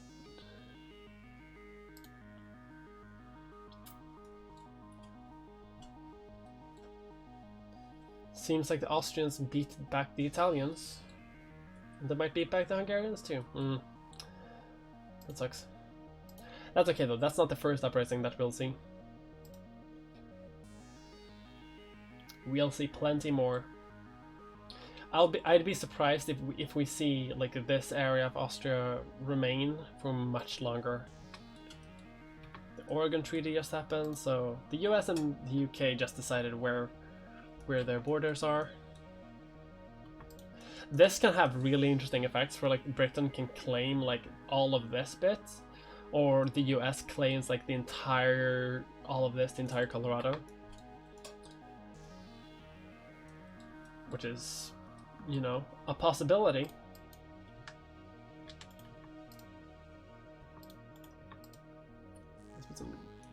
Oh, reforms. All unions are allowed, even socialist ones. I've never seen a Paradox game played this smoothly. Now I want to see Mia play Tropico. Oh, that's a really good suggestion. I should really play Tropico. Maybe not today, but like tomorrow? For sure. Okay, do I have any other cool events that I can maybe do? End self-rule. I need to become great power for many of these things to work. Oh, I can add a bunch of things. Imperial Reform Edict.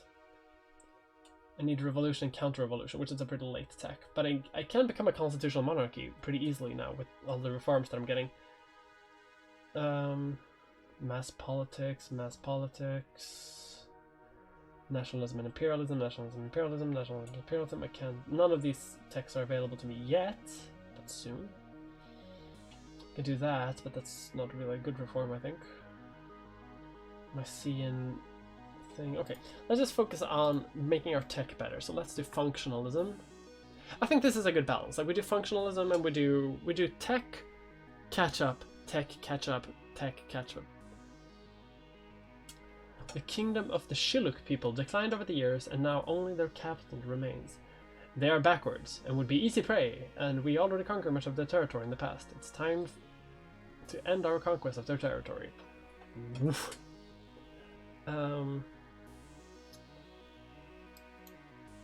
Yeah, sure. And we get Fashoda.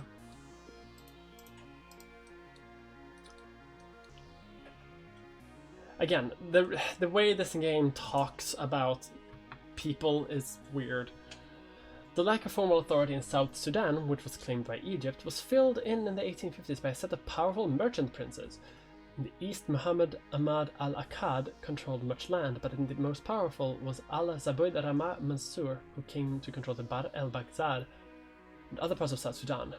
El-Zabiyar was a merchant from Khartoum, who hired his own private army and marched south. He set up a network of trading forts known as Saribas through the region, and from these forts controlled local trade. To manage the trade, Al-Sayyab needed labor and thus began to capture a significant number of slaves. Absolutely not. What?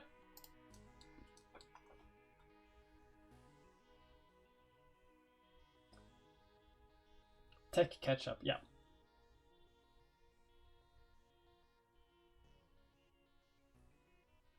I'm just gonna read chat for a bit. Have fun with the modulator, I guess. Probably. Might have to reinstall it. Victoria is much easier to me than other paradoxes. I actually agree. I have all the paradoxes though, so I might eventually play like EU4. I might do a mega campaign one day, which is where you play as Hey, Prussia.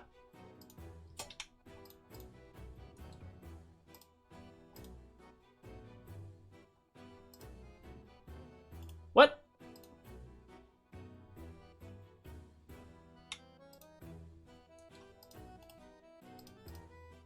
Asshole! Broke your alliance with me.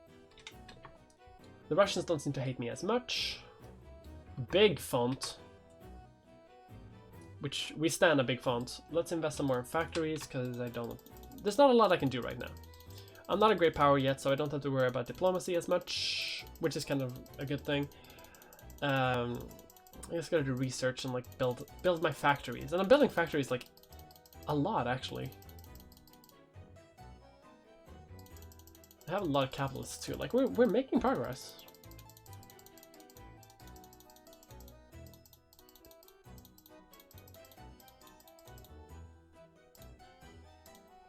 More railroads also make it easier for us to travel throughout the empire, and we can get more reforms. Hell yes. Let's implement political parties. And then we're going to allow meetings. No, after that we're going to start legalizing elections. Stand big imperialism.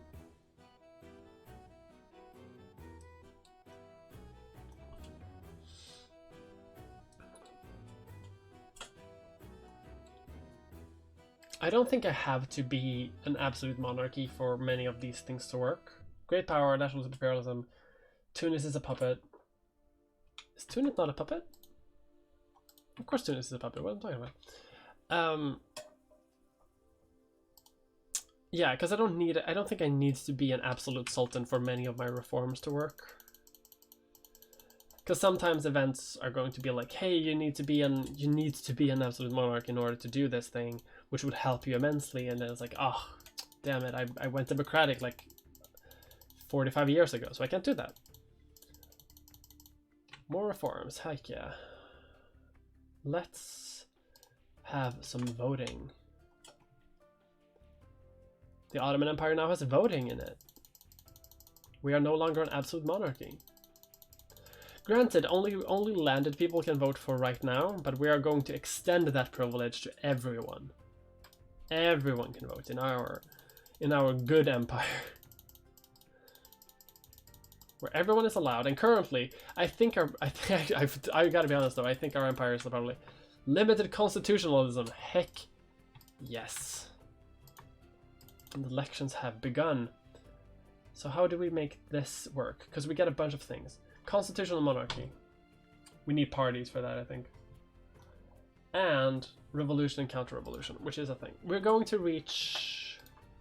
It's activated in 20 years. We are going to become a constitutional monarchy eventually. And then it really depends on like how things happen. If we don't... As long as democracy is a thing, we're still going to have a sultan, but he might have more or less power. But eventually we're going to reach a point where, you know, maybe the socialists rise up and force an abdication and turn us into a republic. That's possible. I like how you get more infamy for conquering Montenegro than for conquering half of Greece. It's true. We have parties, you just can't vote. Where's Montenegro still a thing? Who decided this? I know. I hate it. I want to do this. I want to make this one big unified green coastline. Because like these islands, they belong to me anyway. These islands belong to the UK, or the Ionian Islands, which is like, okay, I can fight him over that later.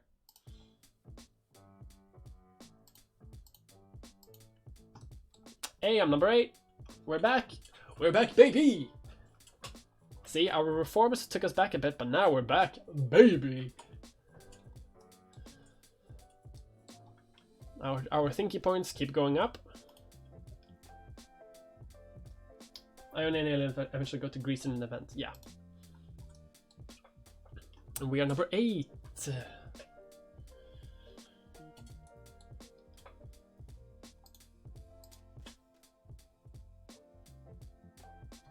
And international crisis in Transdanubian Hungary. The Hungarians have caused a crisis again, with the Prussians supporting. Oh, the Prussians! Oh, this is gonna be a huge war. The Prussians are supporting the Hungarians with the support of the United Kingdom. This is what I like about enabling crisis from the start, because otherwise crises are only going to start happening like in 1870, which is that's far too long. That's not fun. Okay, so we did thinky points. Do we catch up now? Yeah, we do. I think we do, because we need these things: ammunition, small arms, explosive, and artillery, so we can start building our own weapons. Because right now we're only importing weapons, which works, but if we are in a war against like most great powers eventually, which could happen, weapons could become short in stock, so to say.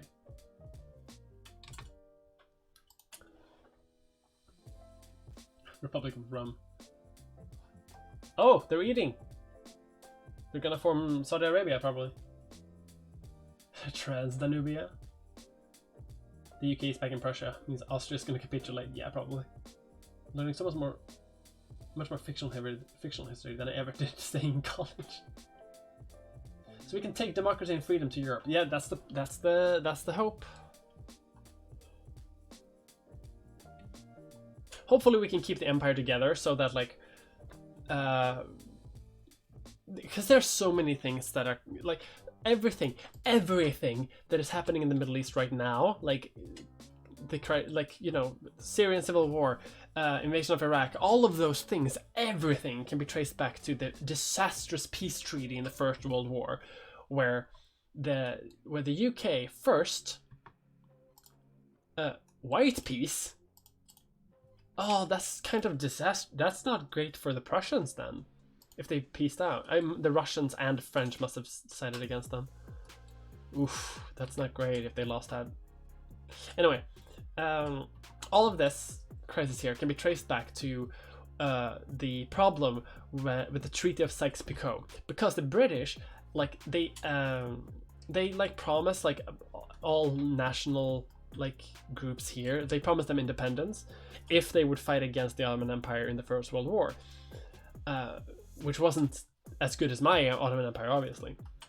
But then when the war was over, they just shat all of that and decided to, you know, form, you know, the Syrian protectorate of, you know, France took over this area, the UK took over like all of the rest over here in Iraq and Lebanon and Palestine, and like really just destroyed all of that trust and just drew like straight lines everywhere to represent nothing.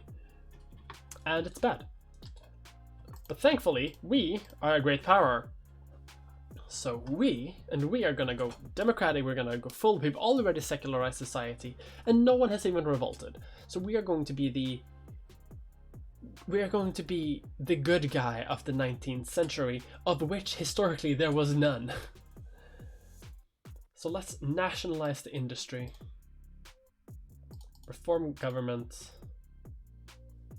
search for Aegean civilizations. We can do that if we get social science. So we need a bit more we need more archaeological tech.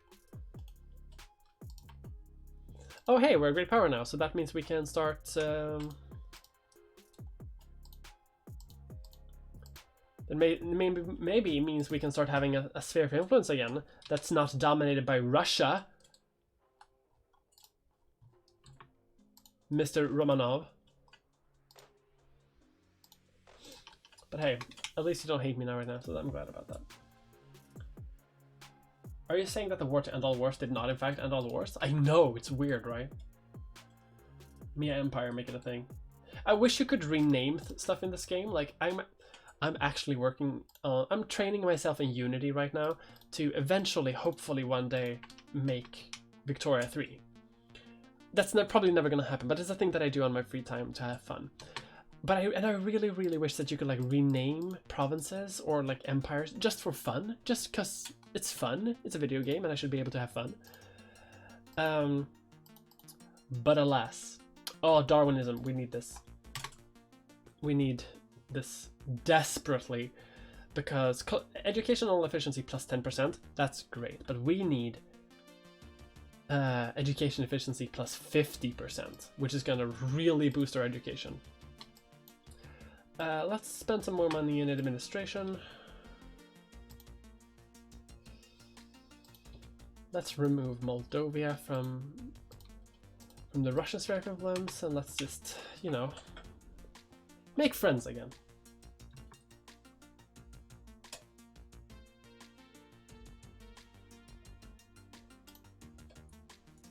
Imperial is old and trash and we'll love it anyway.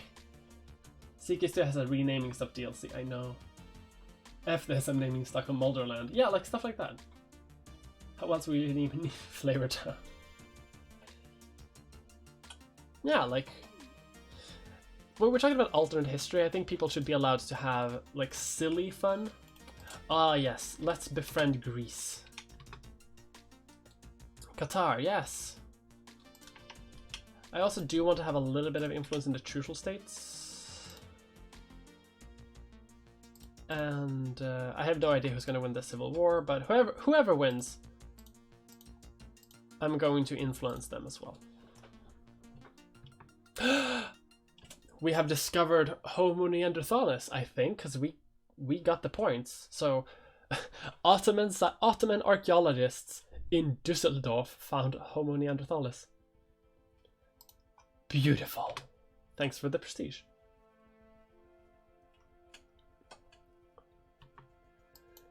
We have discovered furniture.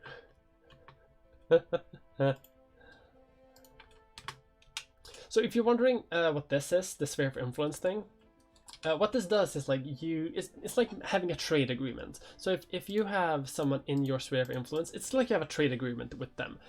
The goods that they produce will be sold to you first and everyone else secondary.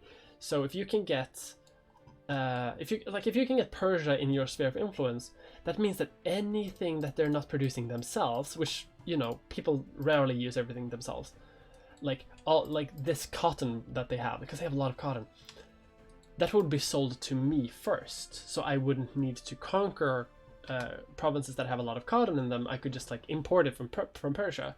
It would still cost a little bit because I would buy it from Persia, but you know, it would be cheaper.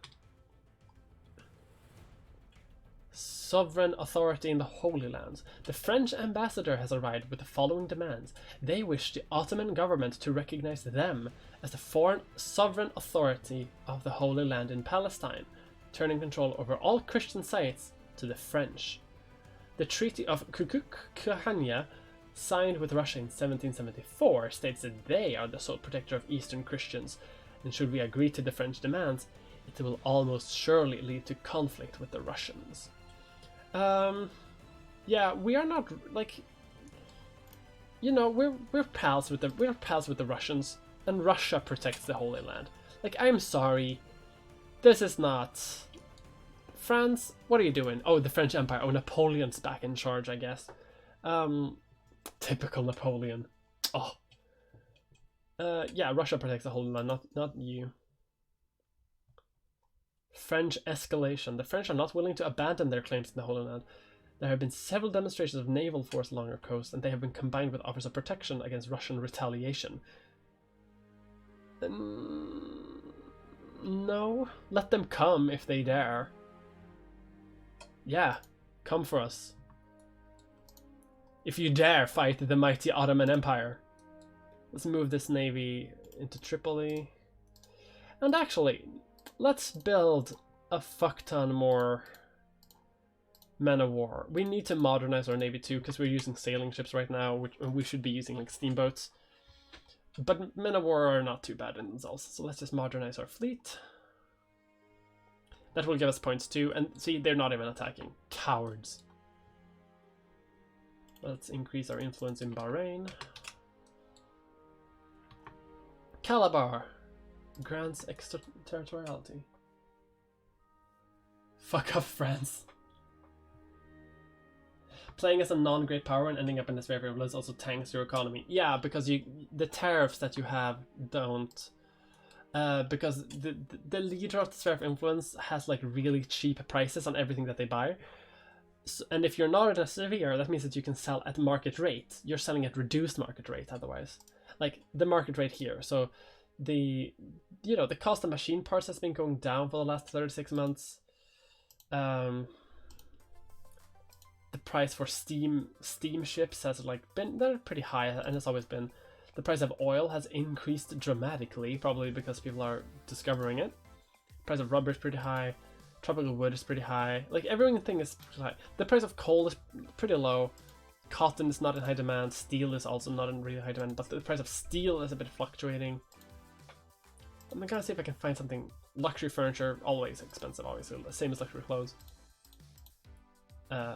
Yeah, the price of small arms and like weapons seems fluctuates depending on how many wars there are. The price of explosives has gone down. So like these things affect how much money you're making. Because this game has such this game has such an intense population system too. How it calculates everything, which is incredibly complex. So let's just go to Albania, for example. See, most people here are Albanian. And people are divided between culture, type, size, religion, where they are, how they're feeling, what their ideology are, what they care about, their unemployment levels, how much money that they have, the needs that they are met, if they are in a rebel faction or not, and how well they can read. So landowners can read fairly well in Albania. They don't really get their luxury needs, but they get their life needs and like everyday stuff. They have a lot of money. Like they're not earning a ton, but they have like $5 compared to like most other people, which have like almost nothing. They have money. They're not super angry. Most of them are Sunni Muslim. And like that. So these things, this is what is taxed. So if people earn, okay, I gotta break this down. So here, people are doing grain. People here work for grain, right? So farmers here, they do grain. And depending on how much that grain sells for within your own country, because people will buy grain, because people need to eat, but also like if you have too much grain, that will be sold out to other countries too. depending on how much money they get for that exchange, that is how much money that they will have, and that is the money that you tax. And you might think, okay, sure, I have a tax on 100%, but we can't tax them perfectly, so the effective tax rate is actually 27%, which it's such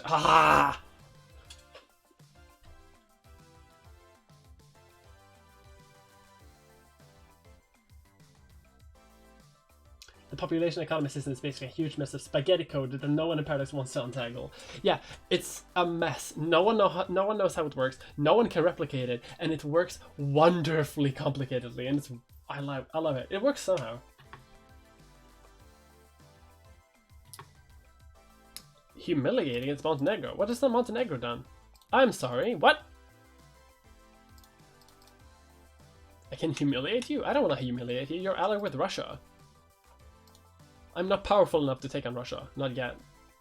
I have so much more modernization I need to do before I can start conquering stuff.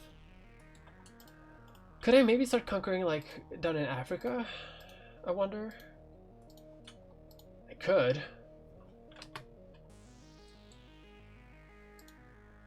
Like, I could make sure that... she's a trade policy. External commerce should be free because the Liberals won the election. We haven't had a reform in a while. See, I'm worried about if me picking that kind of just made people not want to have reforms anymore. So I'm worried about that because I want to have reforms. Let's tax the rich a bit because now they're actually like earning stuff. No one's building anything, but we don't really have any unemployment in our country either. We have over 2% intellectuals, so we don't actually need any more intellectuals. Now we are going to start encouraging craftsmen to go to work in our factories so that we can boof up our economy. Boof up? That's not a phrase. That's not how the phrase is used.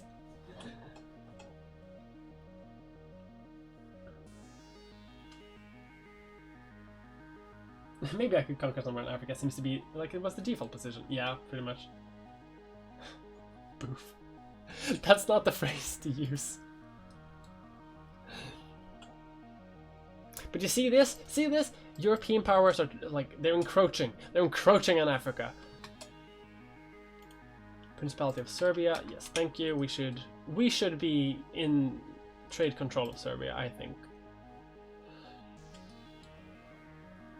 Because otherwise they'll end up like killing some duke of the Austrians, and that'll go bad. But we're a great power now, and I'm really glad that we're a great power, because if we weren't, we would be risking things. They're flat out hostile to me, which, you know, makes sense. I get why they wouldn't like me.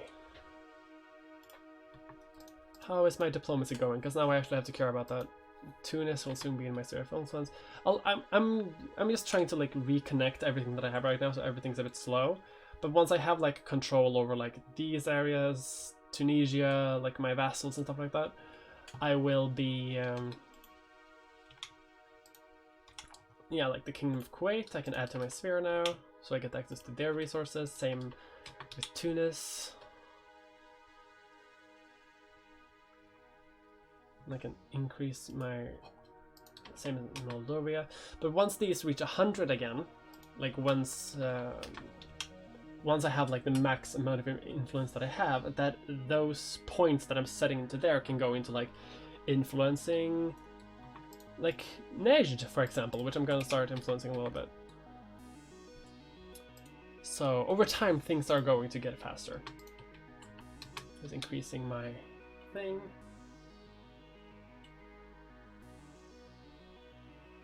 Are you auditioning to the Supreme Court? I don't get it. Oh, boofing. Oh, of course. We have a lot of prestige, and I'm very happy about that. No more factories? No?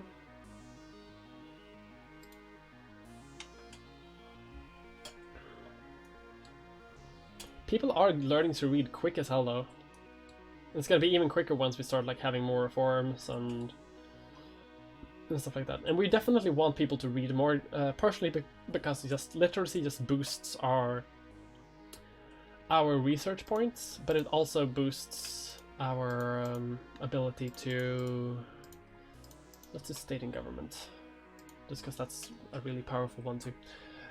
It also boosts our ability to do reforms, because people become more educated, they read more about politics, and they become more invested into doing political things. I really gotta look through these clips that people are making later, because I keep forgetting what I do as I do it. Let's increase our influence with the Greeks. They are now opposed to us. They are no longer hostile to us. I'm really surprised we managed to secularize like that quick. I'm really glad about that. The only one who's opposing our influence is Russia, who wants to keep Serbia in their sphere.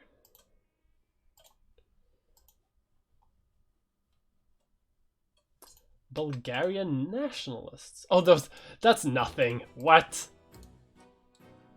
Here I was thinking this like massive revolt with like all of the Bulgarians wanting freedom and liberty from my very benign empire. But no, it was just like 6 people.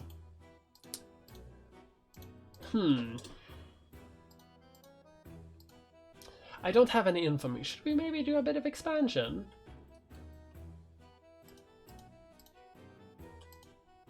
Like the coastline maybe, or something here.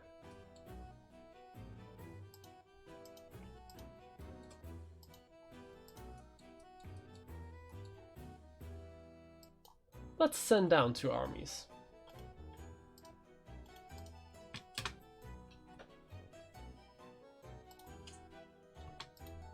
Saidi. Oh yeah. They're free. You're right. We should do that. It is a good area.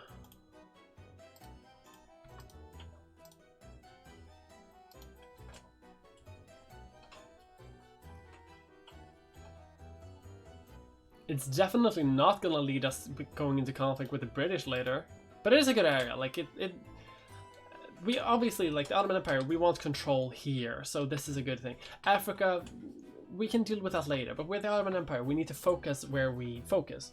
And since we're already focusing, you know, on influence in this area, we should focus here. The green Yemen, I want sodium. Oh. It's opium. Oh, yeah. Do we not have opium in our empire? We don't. Oh, we have a little bit. We have a little bit of opium. This takes the rest of Greece. I want to take the rest of Greece. It's just going to take time before I feel comfortable doing it, because I want to reduce the influence of France, Russia, and the UK so that they won't intervene when I do it, because I won't be able to fight them. But I can fight these guys. So let's establish a protectorate. Why does it take 500 days for me to influence? Pacifism? Oh, the Liberal Party are pacifists. Great. And we have Jacobin rebels on Crete.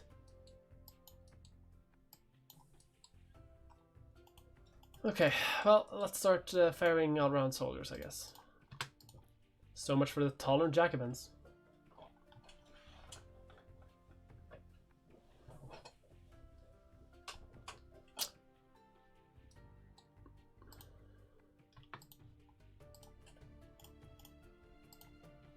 Let's move over some soldiers into this area.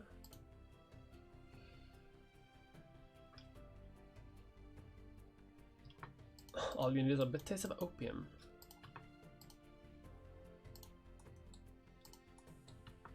Colonial progress. Fantastic. Wallachia. Let's improve our relationship with you. Like, we're making progress. We're making progress. We're moving in here eventually. It's gonna take forever because our leading political parties are liberals, but we are a semi-constitutional monarchy, so we can't just pick a new one. Like, if we wanted to. I don't think we should, though, because, like, the Liberal Party is pretty good at, like, modernizing and reforming.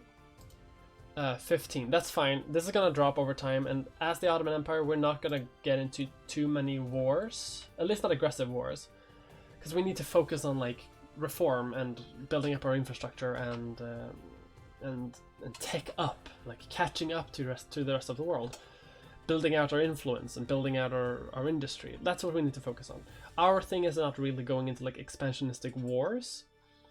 Maybe we do some colonizing later, like into Africa, just because we have already a big foothold in Africa.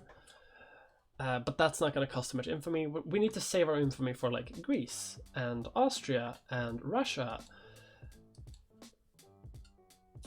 Tensions in the Ottoman Aegean Islands. How much prestige? How far ahead am I in prestige? Because last time I did this, okay, we can afford to throw away some prestige. Let's not inflame tensions. Again, let's inflame some tensions and hope that. Let's inflame some tensions, because I'm not doing that twice. The end of the East India Company. So this is now directly controlled by the UK, and their population has skyrocketed. Jesus.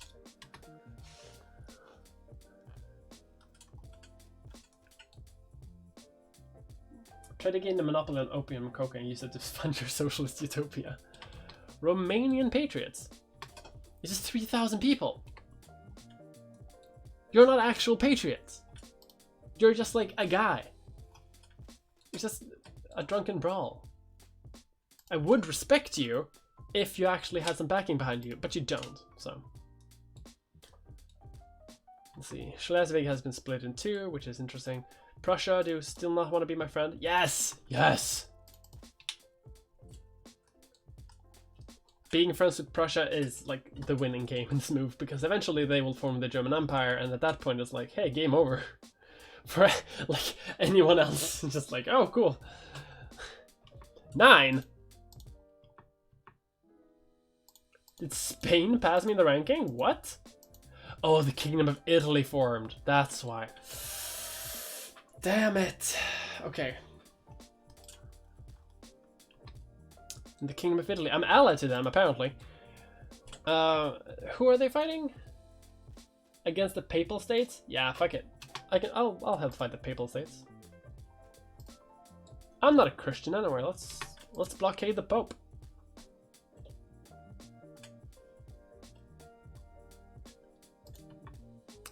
State and government, huh? Okay, I see how it is. Let's go into real start, I guess. Because now we need to... Apparently I need to worry about how much prestige I have, because someone decided to form Italy.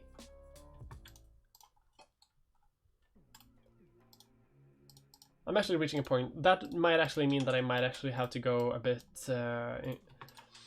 expansionist, just so I can get back the prestige I lost from trying to not fuck up the Aegean Islands.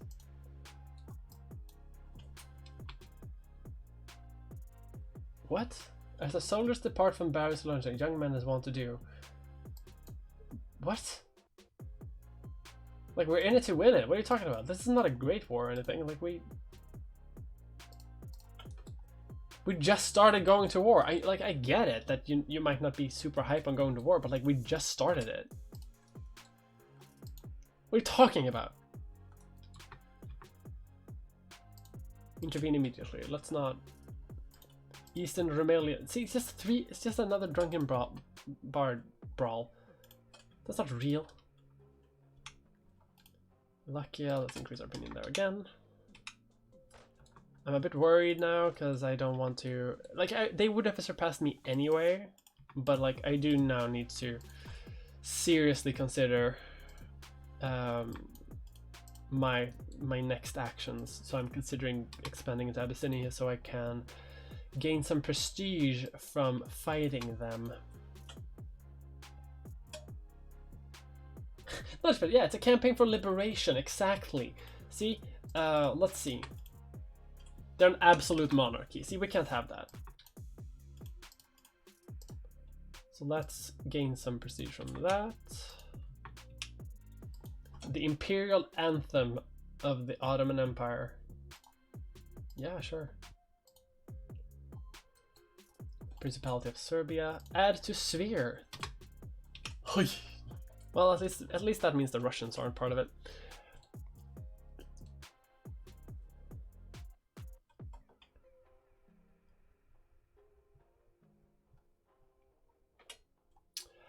But if Italy formed, I'm a bit worried then what that means for...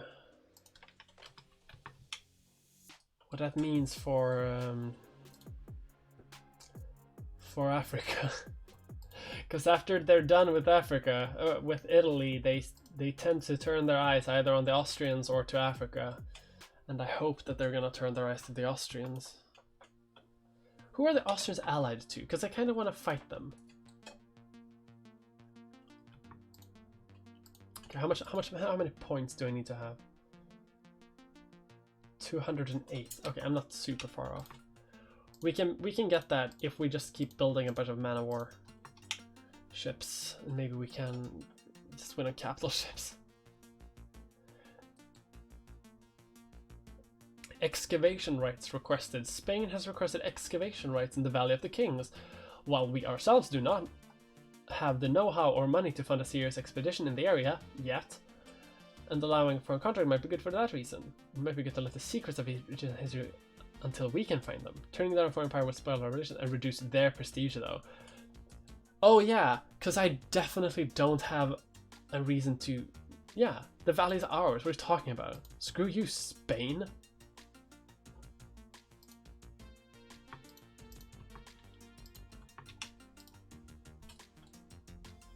The Italian-Austrian War for Honor. How long can I hold off this? I guess until these armies walk away. So that they go into here. Let's help the Italians. And then let's help fight the...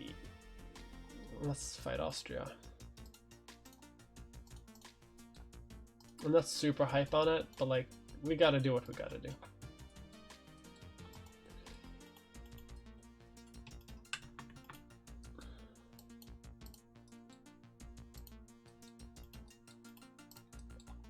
Unless we are mobilizing our troops. This is gonna end up being a big war, isn't it?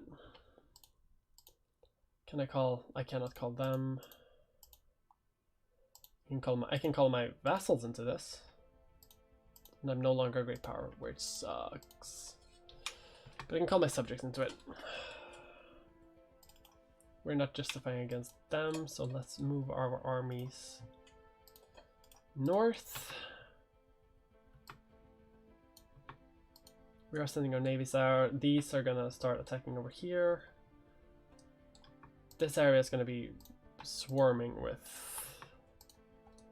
Austrians.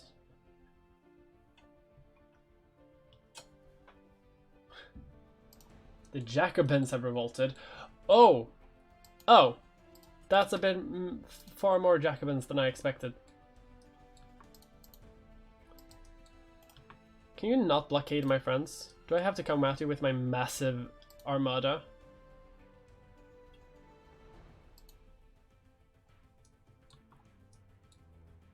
Ooh, I don't think the Italians are gonna win this. Oof.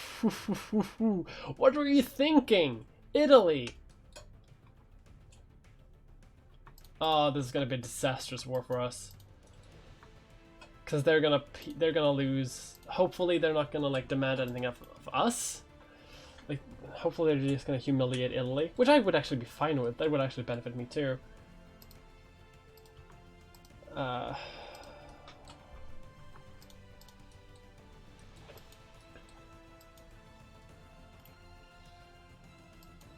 Let's do like that. Let's blockade the Austrians as much as we can.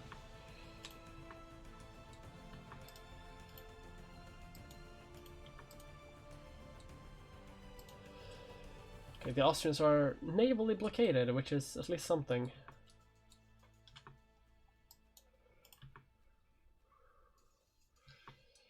We have not invested anything in military tech so far, so we need numbers if we're gonna win against the Austrians. What is the military tech of the Austrians? Almost twice of us. Great. That's lovely, isn't it? You love to see it. Holstein? Why are it's Italy? I'm not here to tell you how to run your life, but like maybe you shouldn't have two of your biggest armies just stuck on an island. Like maybe. At least my allies are doing okay. And the war's over! And because that pushed them down, 2.9, I'm actually up. Great. That was actually a great war for me. Thank you. So let's demobilize our troops. Sweet. It all worked out.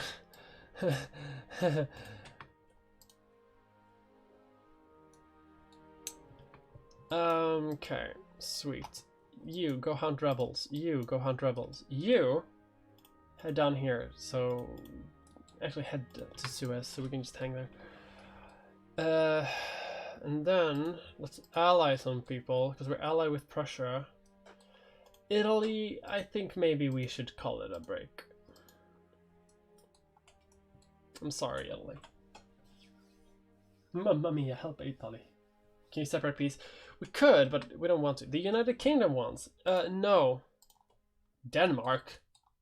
No, I don't want to be allied to Denmark. There is no incentive for me to be allied with Denmark. Let's defund the navy.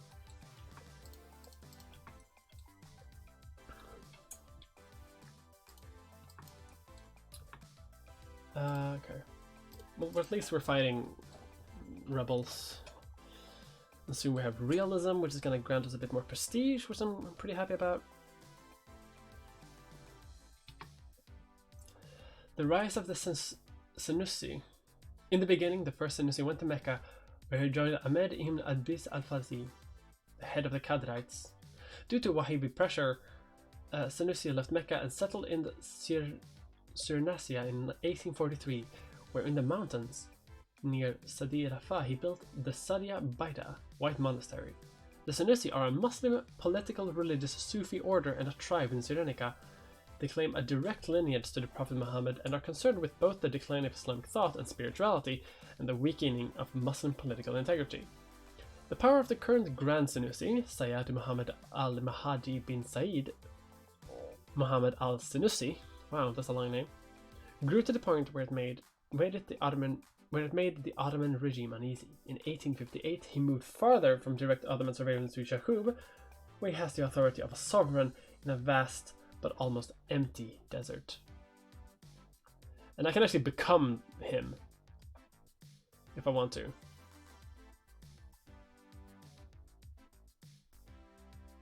What does this do? Why would everyone become angry with me for declaring war using this? Gain a ship from the Ottoman Empire.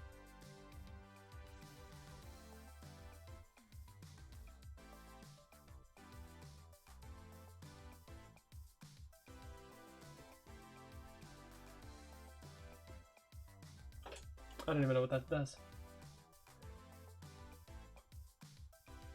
Cyrenaica.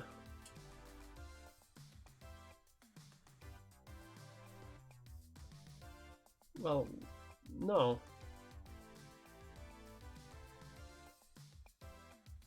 He thinks he can run from the Ottoman Empire? No.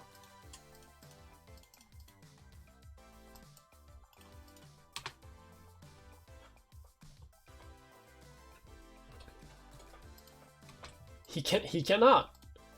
Turns out. Okay, we definitely need to modernize our industry a bit. We have a lot of culture things, which is important for a lot of things. And it is important for modernization too, so I'm not gonna like pretend that it's not, but like we need a little bit here. So maybe medicine. We do need medicine.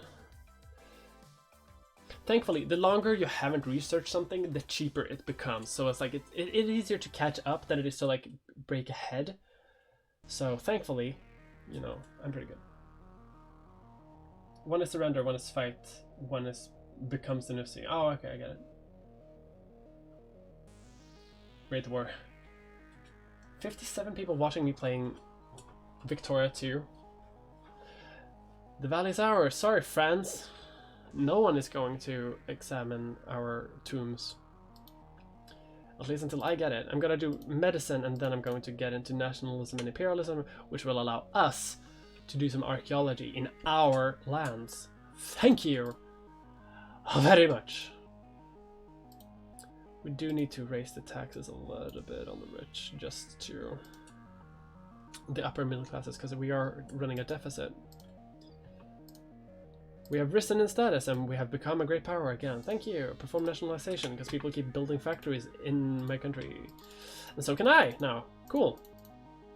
People have offers again. I was a bit worried. And we just found a Darwinism at last. Thank you. Because the way the tech system works is, okay, so you can research biologism, for example, and this gives you this bonus instantly, but it also unlocks possible inventions, and they are here, which only have like a weird percentage thing. So you might be first in the world to have like electricity, but you might not be the first in the world to get like the light bulb or the vacuum tube. That might be some other country, which is a bit random. And I kind of like that. This army is just taking a beating, but that's probably because yeah, these armies are undersupplied. Annex. Thank you. Go back here so you can be a bit more. Okay, so we are back. We're back in Great Power again. Great. My boy Charles Darwin.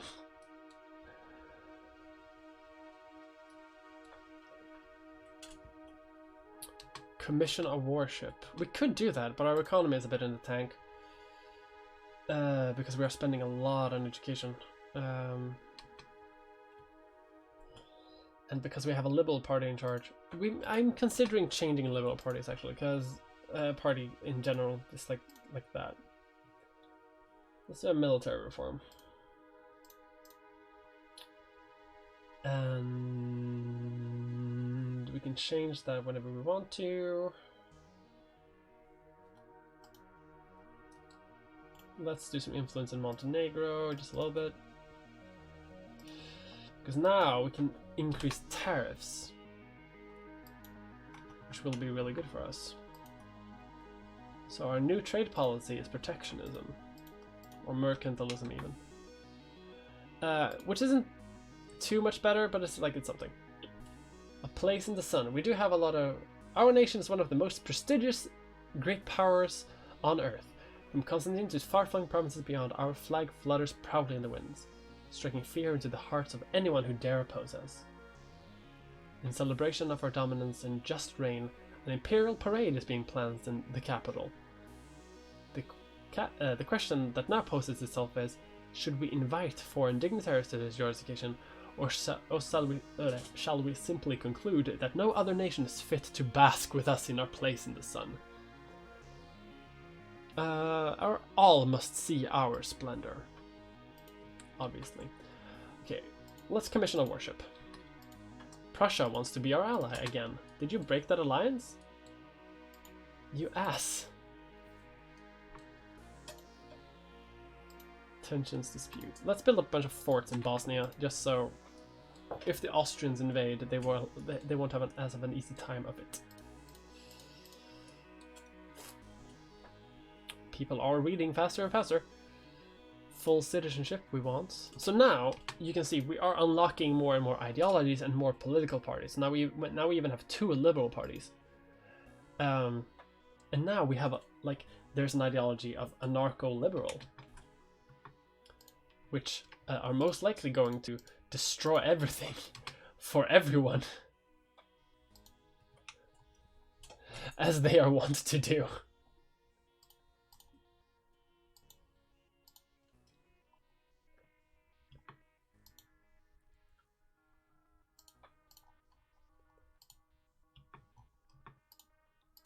Let's upgrade those factories. The Polish uprising, one of them. There's gonna be more. Let's give the Poles a bunch of money and weapons, so maybe they can do a bit more damage. I could intervene in the war, but I won't. Let people have their faith. That's basically what my last video was about. So this is Congress Poland, which, I mean, they never really do that well, unfortunately.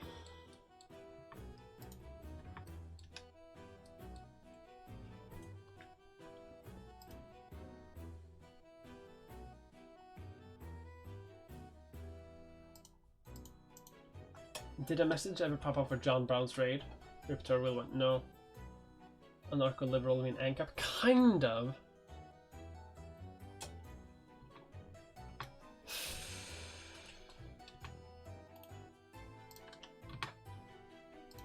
It's like we could interfere in the war on behalf of the Poles, but like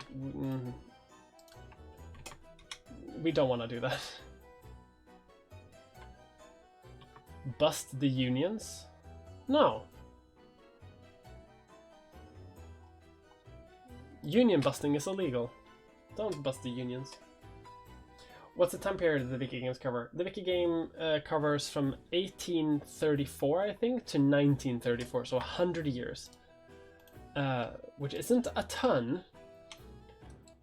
but it's, you know, it's a bit. Okay, so we're almost catched up. We're so behind on naval tech too. We don't even have 5. We don't even have basic military equipment.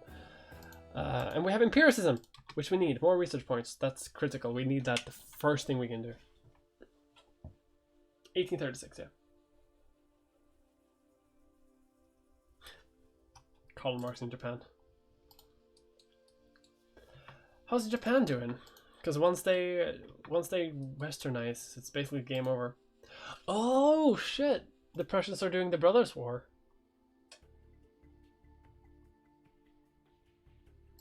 Which they might lose? What? They haven't called me into it.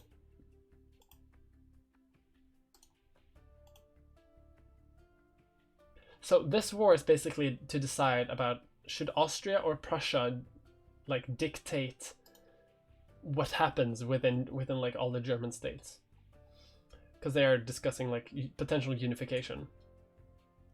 And Prussia almost always wins this, but it doesn't look good for them at all. And now the Austrians have, you know, put in their own claim to admit hegemony. Oh my god! If the Austrians win this.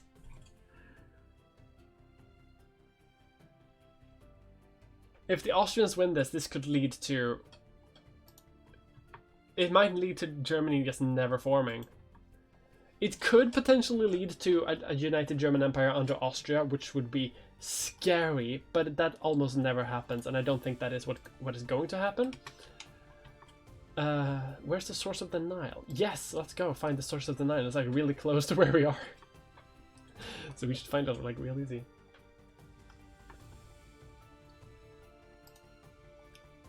Conservative arguments, yes, because we want prestige.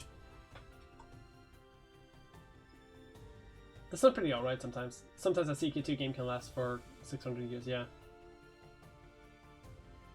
One mouse gets spilled on a banana peel and died after knocking Bismarck down the stairs. Pretty much a big yellow blob. Yeah, the German Confederation. It doesn't become the German Empire, it becomes the German Confederation. Which is this huge, massive empire in the middle of Europe, which is almost unstoppable and often leads to world wars trying to take it down. Again, it's very scary, and we don't want that to happen, but I don't really know what to do about it. Like, I could fight it, like I could join in the war, like try to fight them in the back, but like if they lose soon, I'm pretty much boned. Like, if Prussia doesn't recover soon. I really hope Prussia recovers, though, because, like, wow, Prussia! You even have Hanover in your sphere. What are you how are you losing this?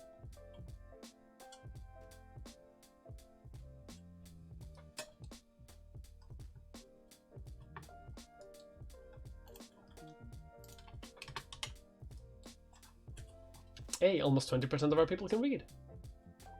It's increasing quick.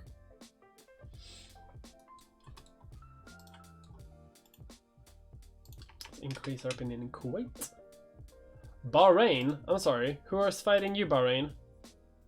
The British. No. So I'm sorry. But yeah, nah. Nah. I'm not fighting the British Empire. Looks like the UK by now is having a huge debate over whether slavery is bad or not. Yeah, they haven't had too much of a debate yet, but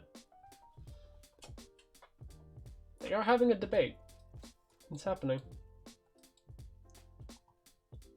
I wonder how the Civil War will end up, because sometimes it's chaos, sometimes it's huge. Although the Prussians are making gains. I have no idea who's winning this war.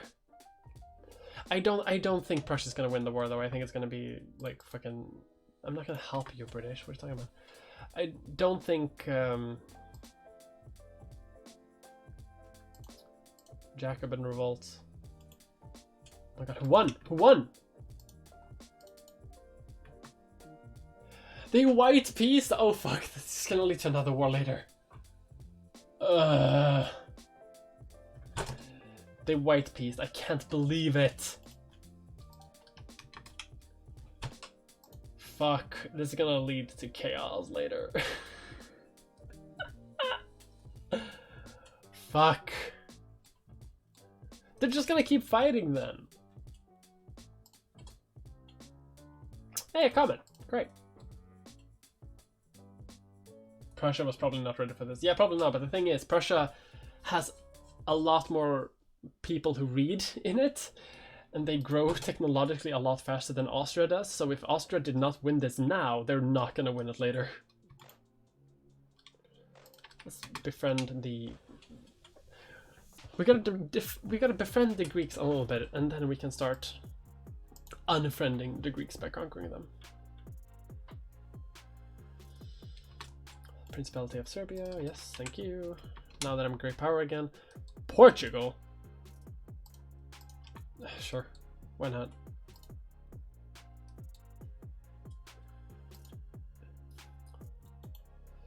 The Prussians are still the number 2 great power though. The Austrians, I think the Austrians lost more in that war despite like making good gains. I think in general, tensions in Adana. Please don't cause a chaos thing. Nationalism and imperialism. We need that now. Is no one fighting these? Art thou not bound to fight rebels? There you go.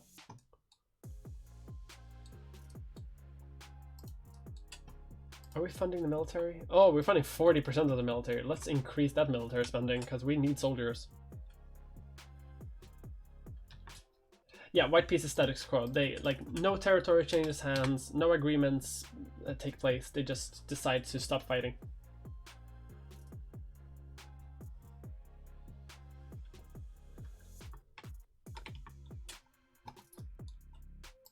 Ugh.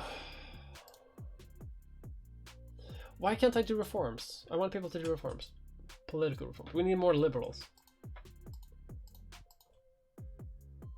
Southern Serbia. Oh, please don't. Please do not. Do not.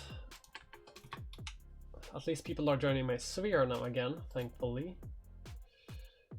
Slowly but surely, the British control everything around me, it seems.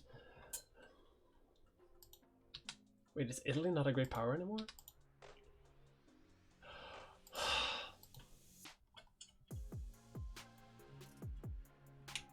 I'd like to surpass the French. No, the Austrians.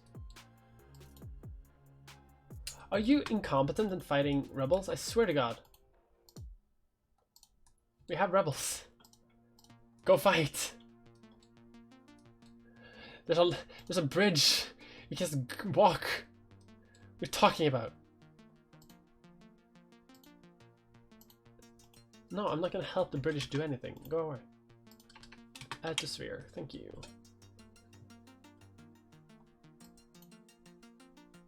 There we go.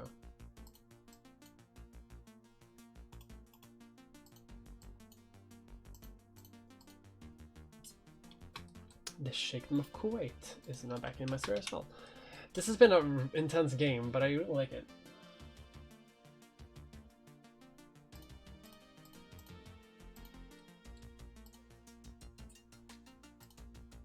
It's also just nice to like learn geography and stuff. Because like, sure, borders are a bit weird right now. Like the Ottoman Empire just controls way too much than they historically did. But like, you know, I think it's still fun. Can you please go and take them out? Tensions in Bosnia. Do you... Rebels! Punch them! Are they actively refusing to go? I think the fight rebels command is a bit broken. Wait, where's the fourth one? Are you kidding? There's 3,000 dudes just over there, just having a great time. Rebel suppression doesn't work. I know, but like sometimes it does, and sometimes it doesn't. See, now he goes on his own merry way. Will you fight? See?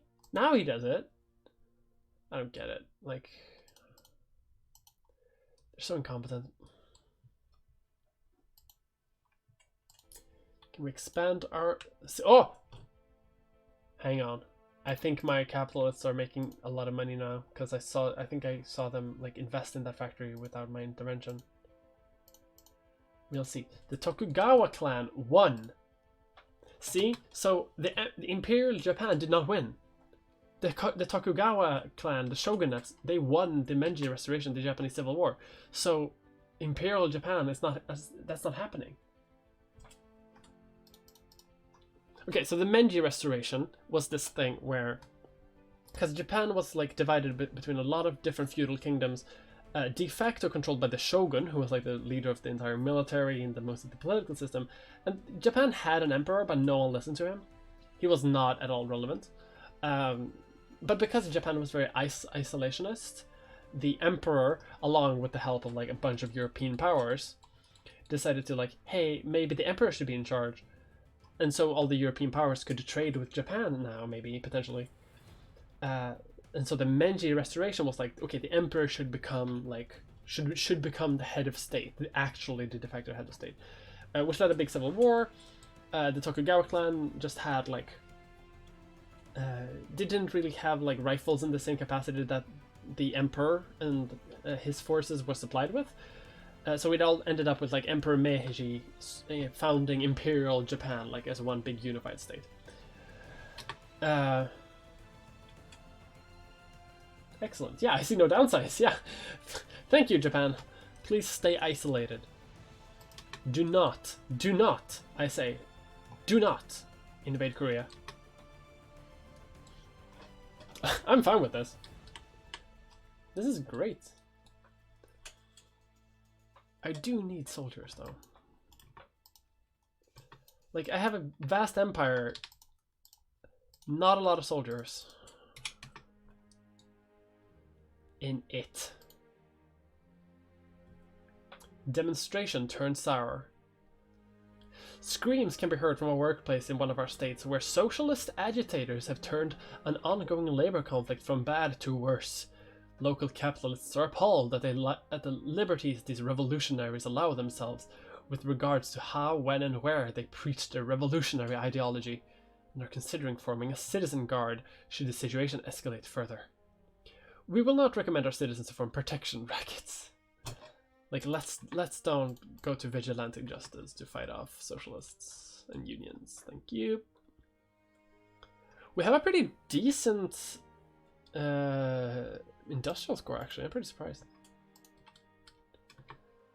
One of our generals died. That's common. Those darn socialists. Let's see. We want state capitalism for now, I think. Well, ideally, I would want more reforms to do, because I would want to do more. An international crisis is brewing. Lublin, Congress Poland against Russia. We are interested in this crisis. Yes, we are. The Austrians are going to fight the Russians over Poland. This will be interesting. We are interested in this, but I'm gonna wait for a bit to see before I decide on who to. The Valley of Kings. Yes, let's excavate and have a museum as well. Yes, let's do that. Archaeological museum. We can annex Tunis, but I think we need to fight over that. So let's put some soldiers here, just in case. And let's encourage craftsmen in Albania, because this is our most industrialized area, I think. So let's focus on that. We have that. I think it's time we start catching up when it comes to the military, because there's not a lot else that we can do right now. It's probably the one thing that can end the Austrians right now, I know. Let's see, no one has supported any side yet. I kind of want to wait and see until like the winning powers have chosen a side, and then join that one if I can. Or potentially if they, okay, what, the British are probably gonna join the Russians, as are them, as are the Prussians, as are the French, as are the Spanish, and apparently even as are me. So everyone seems to be joining the Russians. So maybe, potentially, I should join the Russians in this war. Political considerations, yeah. Let's see if they offer me something. I don't think they will because they hate me. Oh, they actually don't hate me that much. Look at that. We're actually kind of buddies. I want to see this. Look at this. You see that? The capitalists are funding their own factories, so I don't even have to invest anymore. Like, they will pay for it themselves, which is great. I'm really, really happy about that. We can expand our influence in Montenegro. Has anyone joined the side yet? No. I think the entire world is going to unite against the Austrians, if I'm honest. I don't see any chance of this leading to anything else but like a full invasion of them. Let's get more railroads actually, because that can boost our economy like a lot. And we do control like vast amount of territory, so like all of these resources will be boosted. Mostly grain, but you know, still.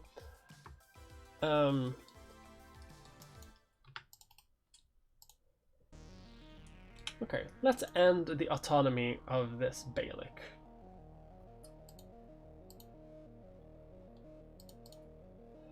Oh.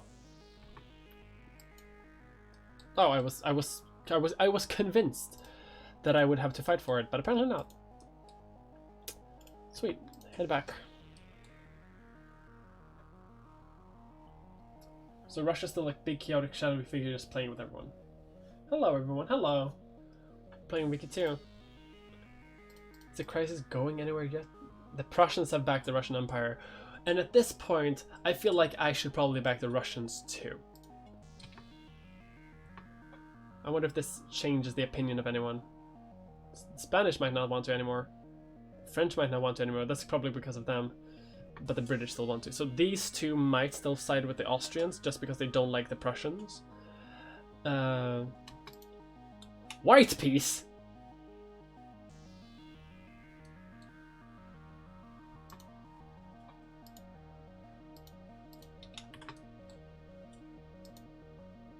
Oh right, that's what my side wanted. Fuck, I forgot. My side wanted white peace because the Austrians wanted to release Poland, and I was like, hey, maybe I should hang out. I got prestige. That's true. I did get prestige. Bay Lake imperialism. Hey, hey, hey! Not imperialism. Liberation.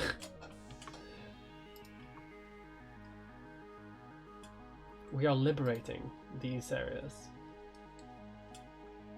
I wish we had more reforms though. I really wish that I could reform more than I can.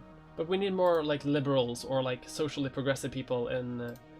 yes, they are rallying for universal suffrage. Yes, that's exactly what I wanted.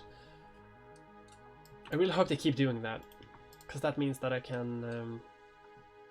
that means that I'll eventually be able to do that. I also do want to look into how to build the Suez Canal soon. Because I think I have the technology to do that. Or... I think I will have the technology to build a Suez Canal. Organize Libya, search for that, search for that, search for that. No? Okay, maybe not yet, I guess. Because I'm a great power, no one else can fuck with me. Yeah, we're just trying to secure a future for ourselves and Ottoman children. It's steam turbines that attack, yeah. Yeah, it's about steam turbines and like machine tools, I think, in HFM. It's a lot there too.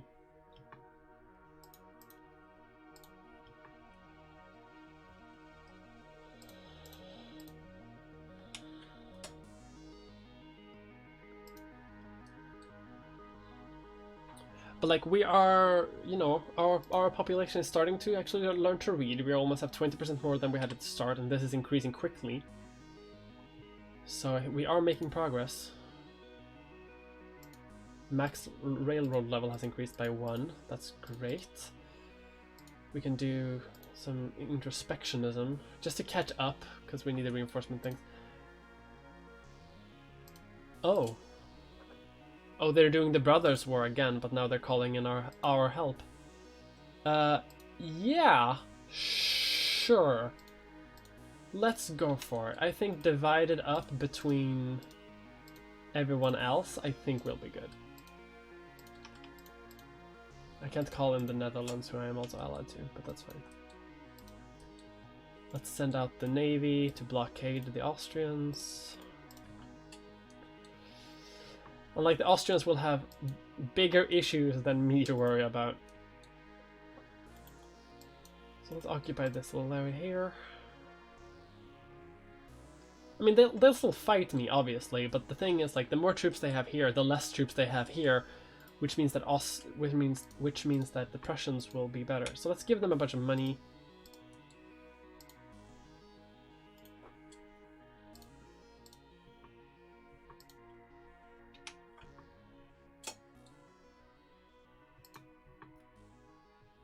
Because the Austrians still have better tech than we do.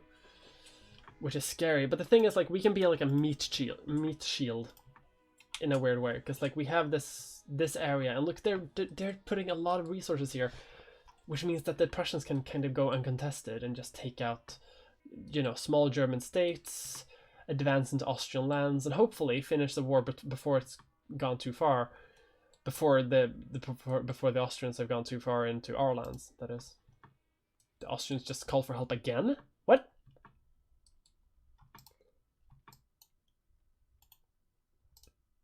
Did you run away on your own accord? Did you have a moment of sentience? Please don't be sentient. Italy. Well, I can't call it in Italy anyway.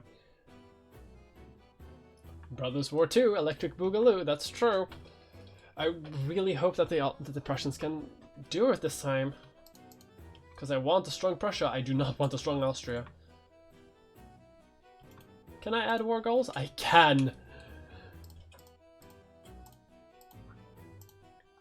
Can I add this to Moldova, like my friend? Can I do that? Free allied cores. Moldova. 5 for 5 infamy. That's not a lot. Let's add that. Fuck it. Maybe, if we're lucky, Prussia will give it to us. It's unlikely, but let's check. Let's make sure though that they won't invade too far. Because we still have very low military tech, so I don't want to fight too much. That's hills. Let's modernize our military as much as possible. Because now we have all the tech bonuses that we can get. We've upgraded our medicine a bit. We have some railroads that people can invest into, as you can see. Holy shit! Let's give them as much money as they want for now. But the capitalists will thankfully fight on their own. Yeah,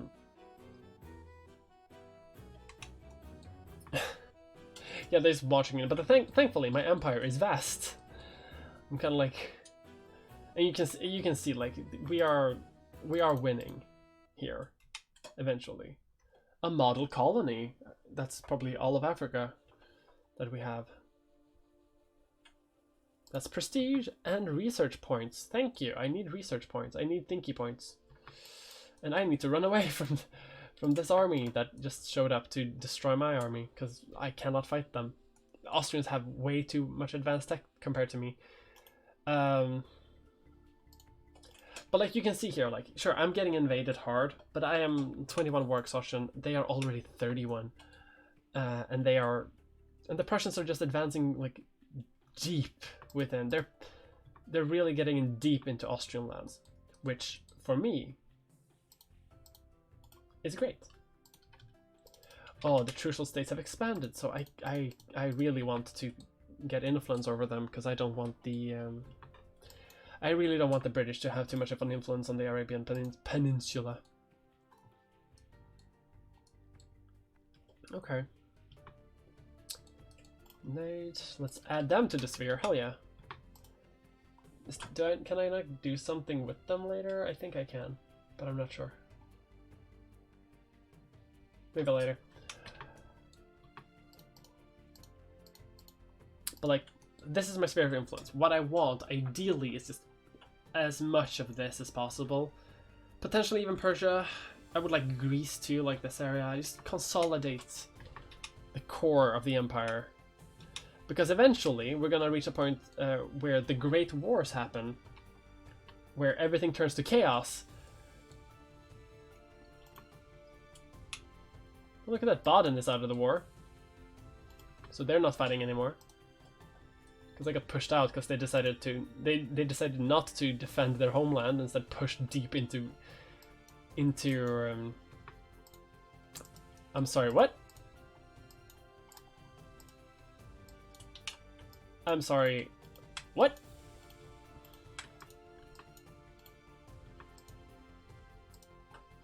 Do not break my blockade. Don't you dare. Do not. Let's reclaim some lands. See, look at this. With Ottoman help, with Ottomans basically just acting as a big punching bag, they managed to do it. We got diamonds in Massawa. Not a lot of diamonds, but you know, still. Still don't have any cool tech like that, so let's just keep upgrading our military so we can have something to fight with.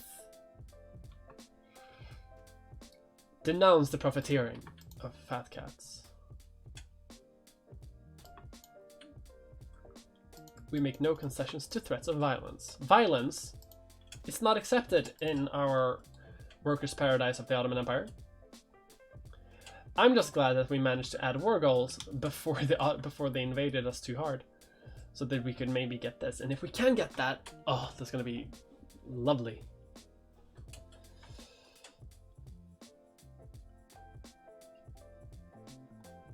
The Treaty of Vienna, and we did get it, I think. Yeah, we did. We got some land. Austria has been, well, if you can't tell, something weird just happened. Austria has lost all influence in Germany and just decided to just leave Germany and become Austria-Hungary instead. So they have no influence anymore. And instead, Prussia has formed this thing called the North German Confederation. And I am right now so glad that I'm allied to them. because they are so much more powerful than they were before, and they are only going to grow more powerful. And, you know, our subject got a little bit of land, which is always nice. So the big ones will happen no matter what. The big ones? Nay, you can't feed vassals. What are you talking about? Yeah, I did. I just did. Free allied cores. Let's put these ships back in a dock. Do I not have a naval base here? I should have. Let's build just a bunch of factories and railroads and shit. It's a fund every project. Imagine that you're I didn't even read that event, I should have.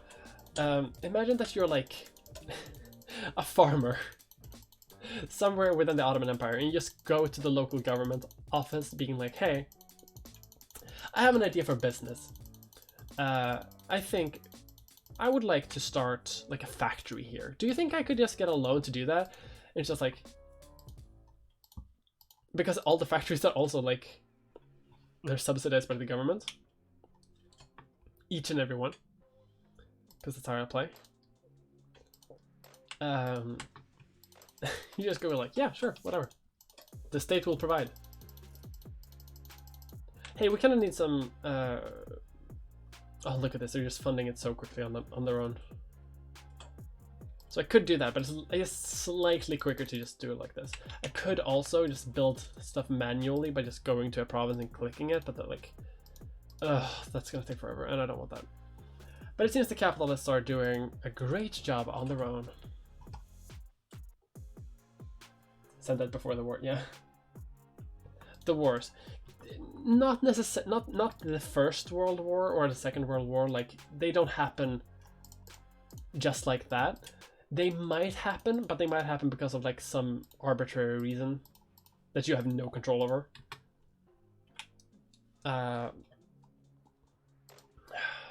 Let's see. Okay, let's defund that.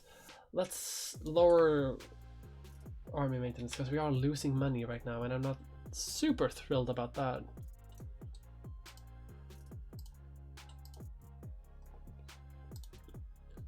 We are above Austria-Hungary when it comes to prestige. Liberals in the upper house. We do need liberals. Like, prestige is nice, but we need liberals in the upper house.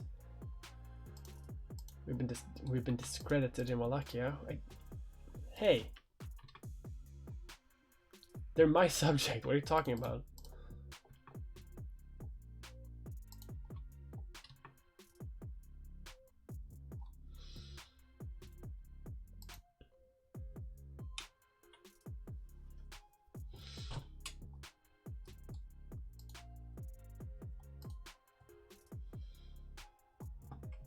Reforms.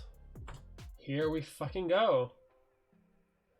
Yeah, let's allow public meetings because that will increase political awareness, which might increase people wanting reforms because we want reforms. Yeah, I don't want to fight. I don't want to fight the French Empire just yet. Taking this could be fun, but like again, we need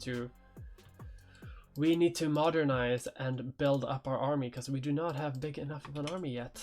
Like, that's just not a thing that we have. We call the global wars. Yeah, so like once the great wars are invented as a thing, like a crisis can evolve into becoming a great war. And I think in HFM there are also world wars, which is like even bigger. And what happens then is that you can get a special casus belli that is called dismantle, which means that if you lose one of those, everything that you do not have a core on is just gone. And if you can like release nations, those nations are gone. So like if the Ottoman Empire would be dismantled, that's like Egypt gone, Libya gone, Tunisia gone, Greece gone, the entire Balkans are gone, Syria and Iraq would be free. Like, it would just dismantle the entire empire, which is really, really fun to do against people like the UK, because that would just release India, release everything that they control. It doesn't get dismantled though. Yeah, Germany doesn't get properly dismantled, that's true. Germany is a bit overpowered. Serbian reactionaries. Don't like that. Let's do some...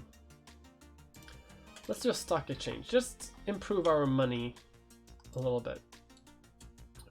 I mean, we are making money, but like, just improving our money situation couldn't hurt. And then we should probably... I mean, we could reform our navy too, but we don't really need to. Like, we don't really need naval supremacy. Because we already have land supremacy. Like, we can just walk everywhere. We control everything anyway. Field fortifications has been discovered.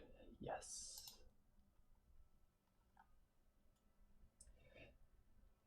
The problem with dismantlement is also that colonies go basically to random countries. Kind of. In HFM, from what I know anyway, there's like an event system that triggers where it's all of the depending on your war participation score, like people who have participated most get like first pick on any colony, and it kind of cycles around like, hey, do you want to take over this area? Do you want to take over this area? Do you want to take over this area? Do you want to take over this area? And you can like pick yes and no.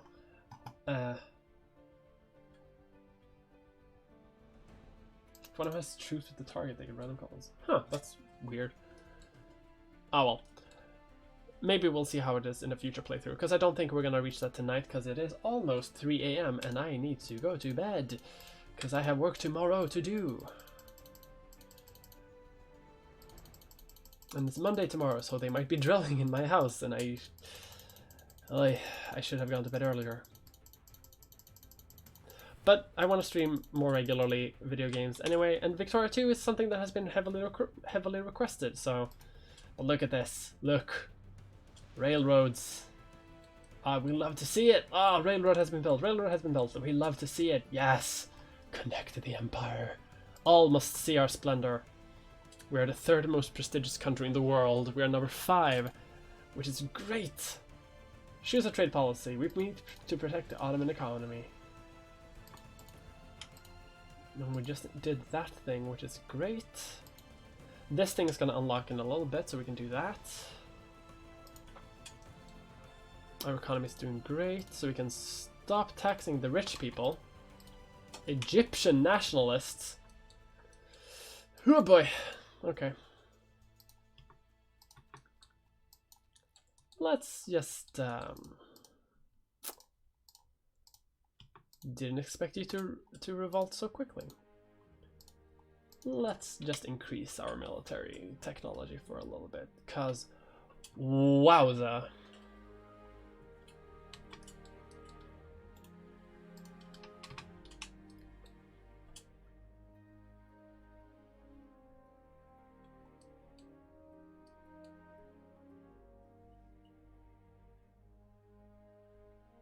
Yeah, I know rebels are a lot weaker than they look, but like that doesn't really help, especially when the Prussians are fighting the French.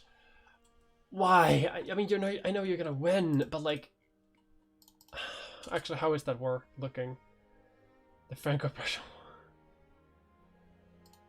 War. Chaos in Cairo. This cannot be allowed. I know.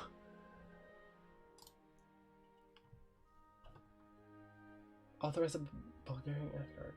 Maybe later. Fuck.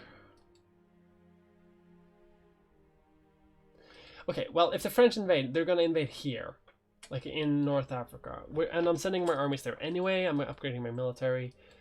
They are gonna invade through there to get like things to form that. So I'm hoping that... Go! Germany. Do better than you did against... than you did earlier.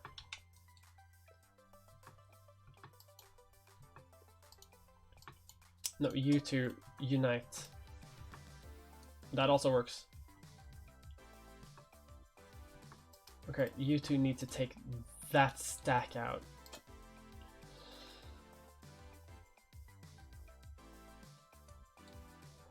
Ooh, that was a bit scary for a bit, actually. There we go. Okay, you go take these out. And then you can start like reclaiming territory. There you go.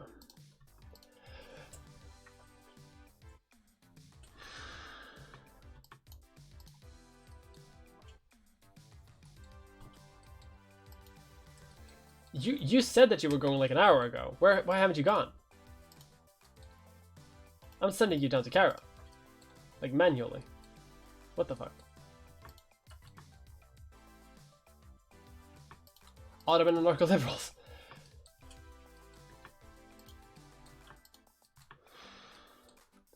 Why are there so many revolts everywhere?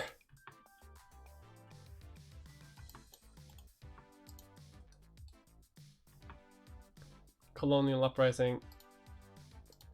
Oh.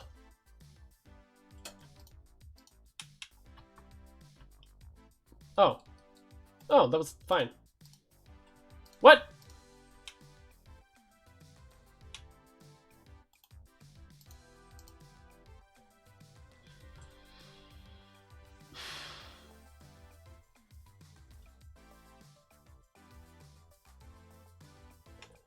What?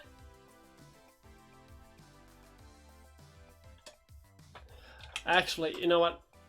That's probably where we end today. I might start over from the autosave earlier, because it's autosaves every year. Because that went weird.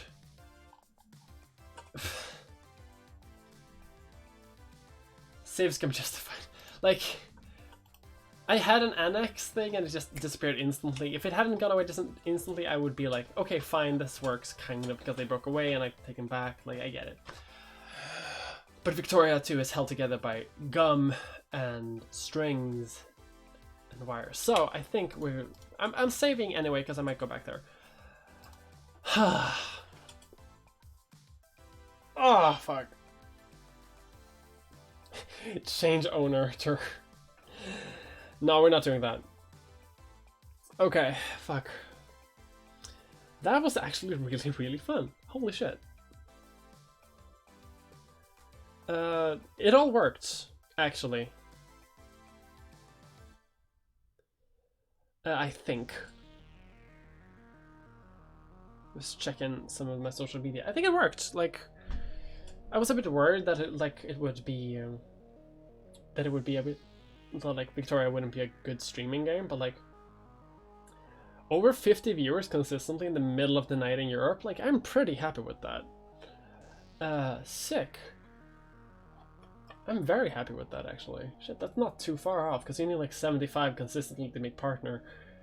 And damn, that's actually not too far off. I need to stream more, though. I need to stream a lot more before I can even make that. Thank you for everyone who has followed. Thank you for people who have sent bits and things like that. That's been really great. Thank you to people who have subbed and gift subbed subs. I haven't streamed too much currently, but I am gonna do it's almost 11 p.m. in the Americas too. Yeah, it's getting late. So what I'm gonna do is I'm surprised I'm doing like it's actually like a very successful stream despite being Victoria 2. Okay, so what I'm gonna do is I'm gonna try. I've been trying to this week to find good times to set up a regular streaming schedule. And so far, Tuesdays is looking pretty good. Like Tuesdays at 6 p.m. here. I have no idea what that is anywhere else. But I'm gonna try to like do some time things next week. But Tuesdays I'm gonna stream on the regular. Not December, like starting January I'm gonna start streaming regularly, just because it's you know, Christmas and travel and everything, holiday travel. So what I'm gonna do is I'm gonna post that, and then that's gonna like kick in 2020, and yeah, that's a difficult game. So much going on. There's so much going on. It takes hours to learn to even how it works. It's not. A lot of these grand strategy things are like really weird. There's politics, and there's political systems, and there's economy things, and there's factories, and there's prestige things, and there's technology, and there's international relations, and colonialism, and culture, and religion, and everything. It's a lot. After a while, you start learning it. But I got it. But yeah, thanks to everyone who's followed, thanks for everyone who sent bits. Thank you everyone who has subscribed and everything. I'm really, really happy. Vicky 2 should not be your first Paradox game. Not at all. It's definitely not. But okay, I'm going to drink some water. Because I've been streaming for 3 hours and I have not drunk a single bit of water. But I'm gonna end now. I'm gonna go and yeah, I'm gonna try to. I'm gonna stream more and more in the future, and it looks like people are liking it, so I'm probably gonna do that. At least when I have, you know, at least when I play on my own. And you know, I should also mention, like, my main content is always going to be YouTube videos where I talk politics and stuff like that. That's always going to be my main stuff. This is just bonus stuff. You know, this is just going to be bonus stuff. Hopefully tomorrow I'm going to record my next video, and hopefully a vlog too, because I've been wanting to do a vlog for a bit. Thank you, Josie Volps, for 500 bits. Thank you. Okay, good night. I'm gonna go night. Hang on. Bye.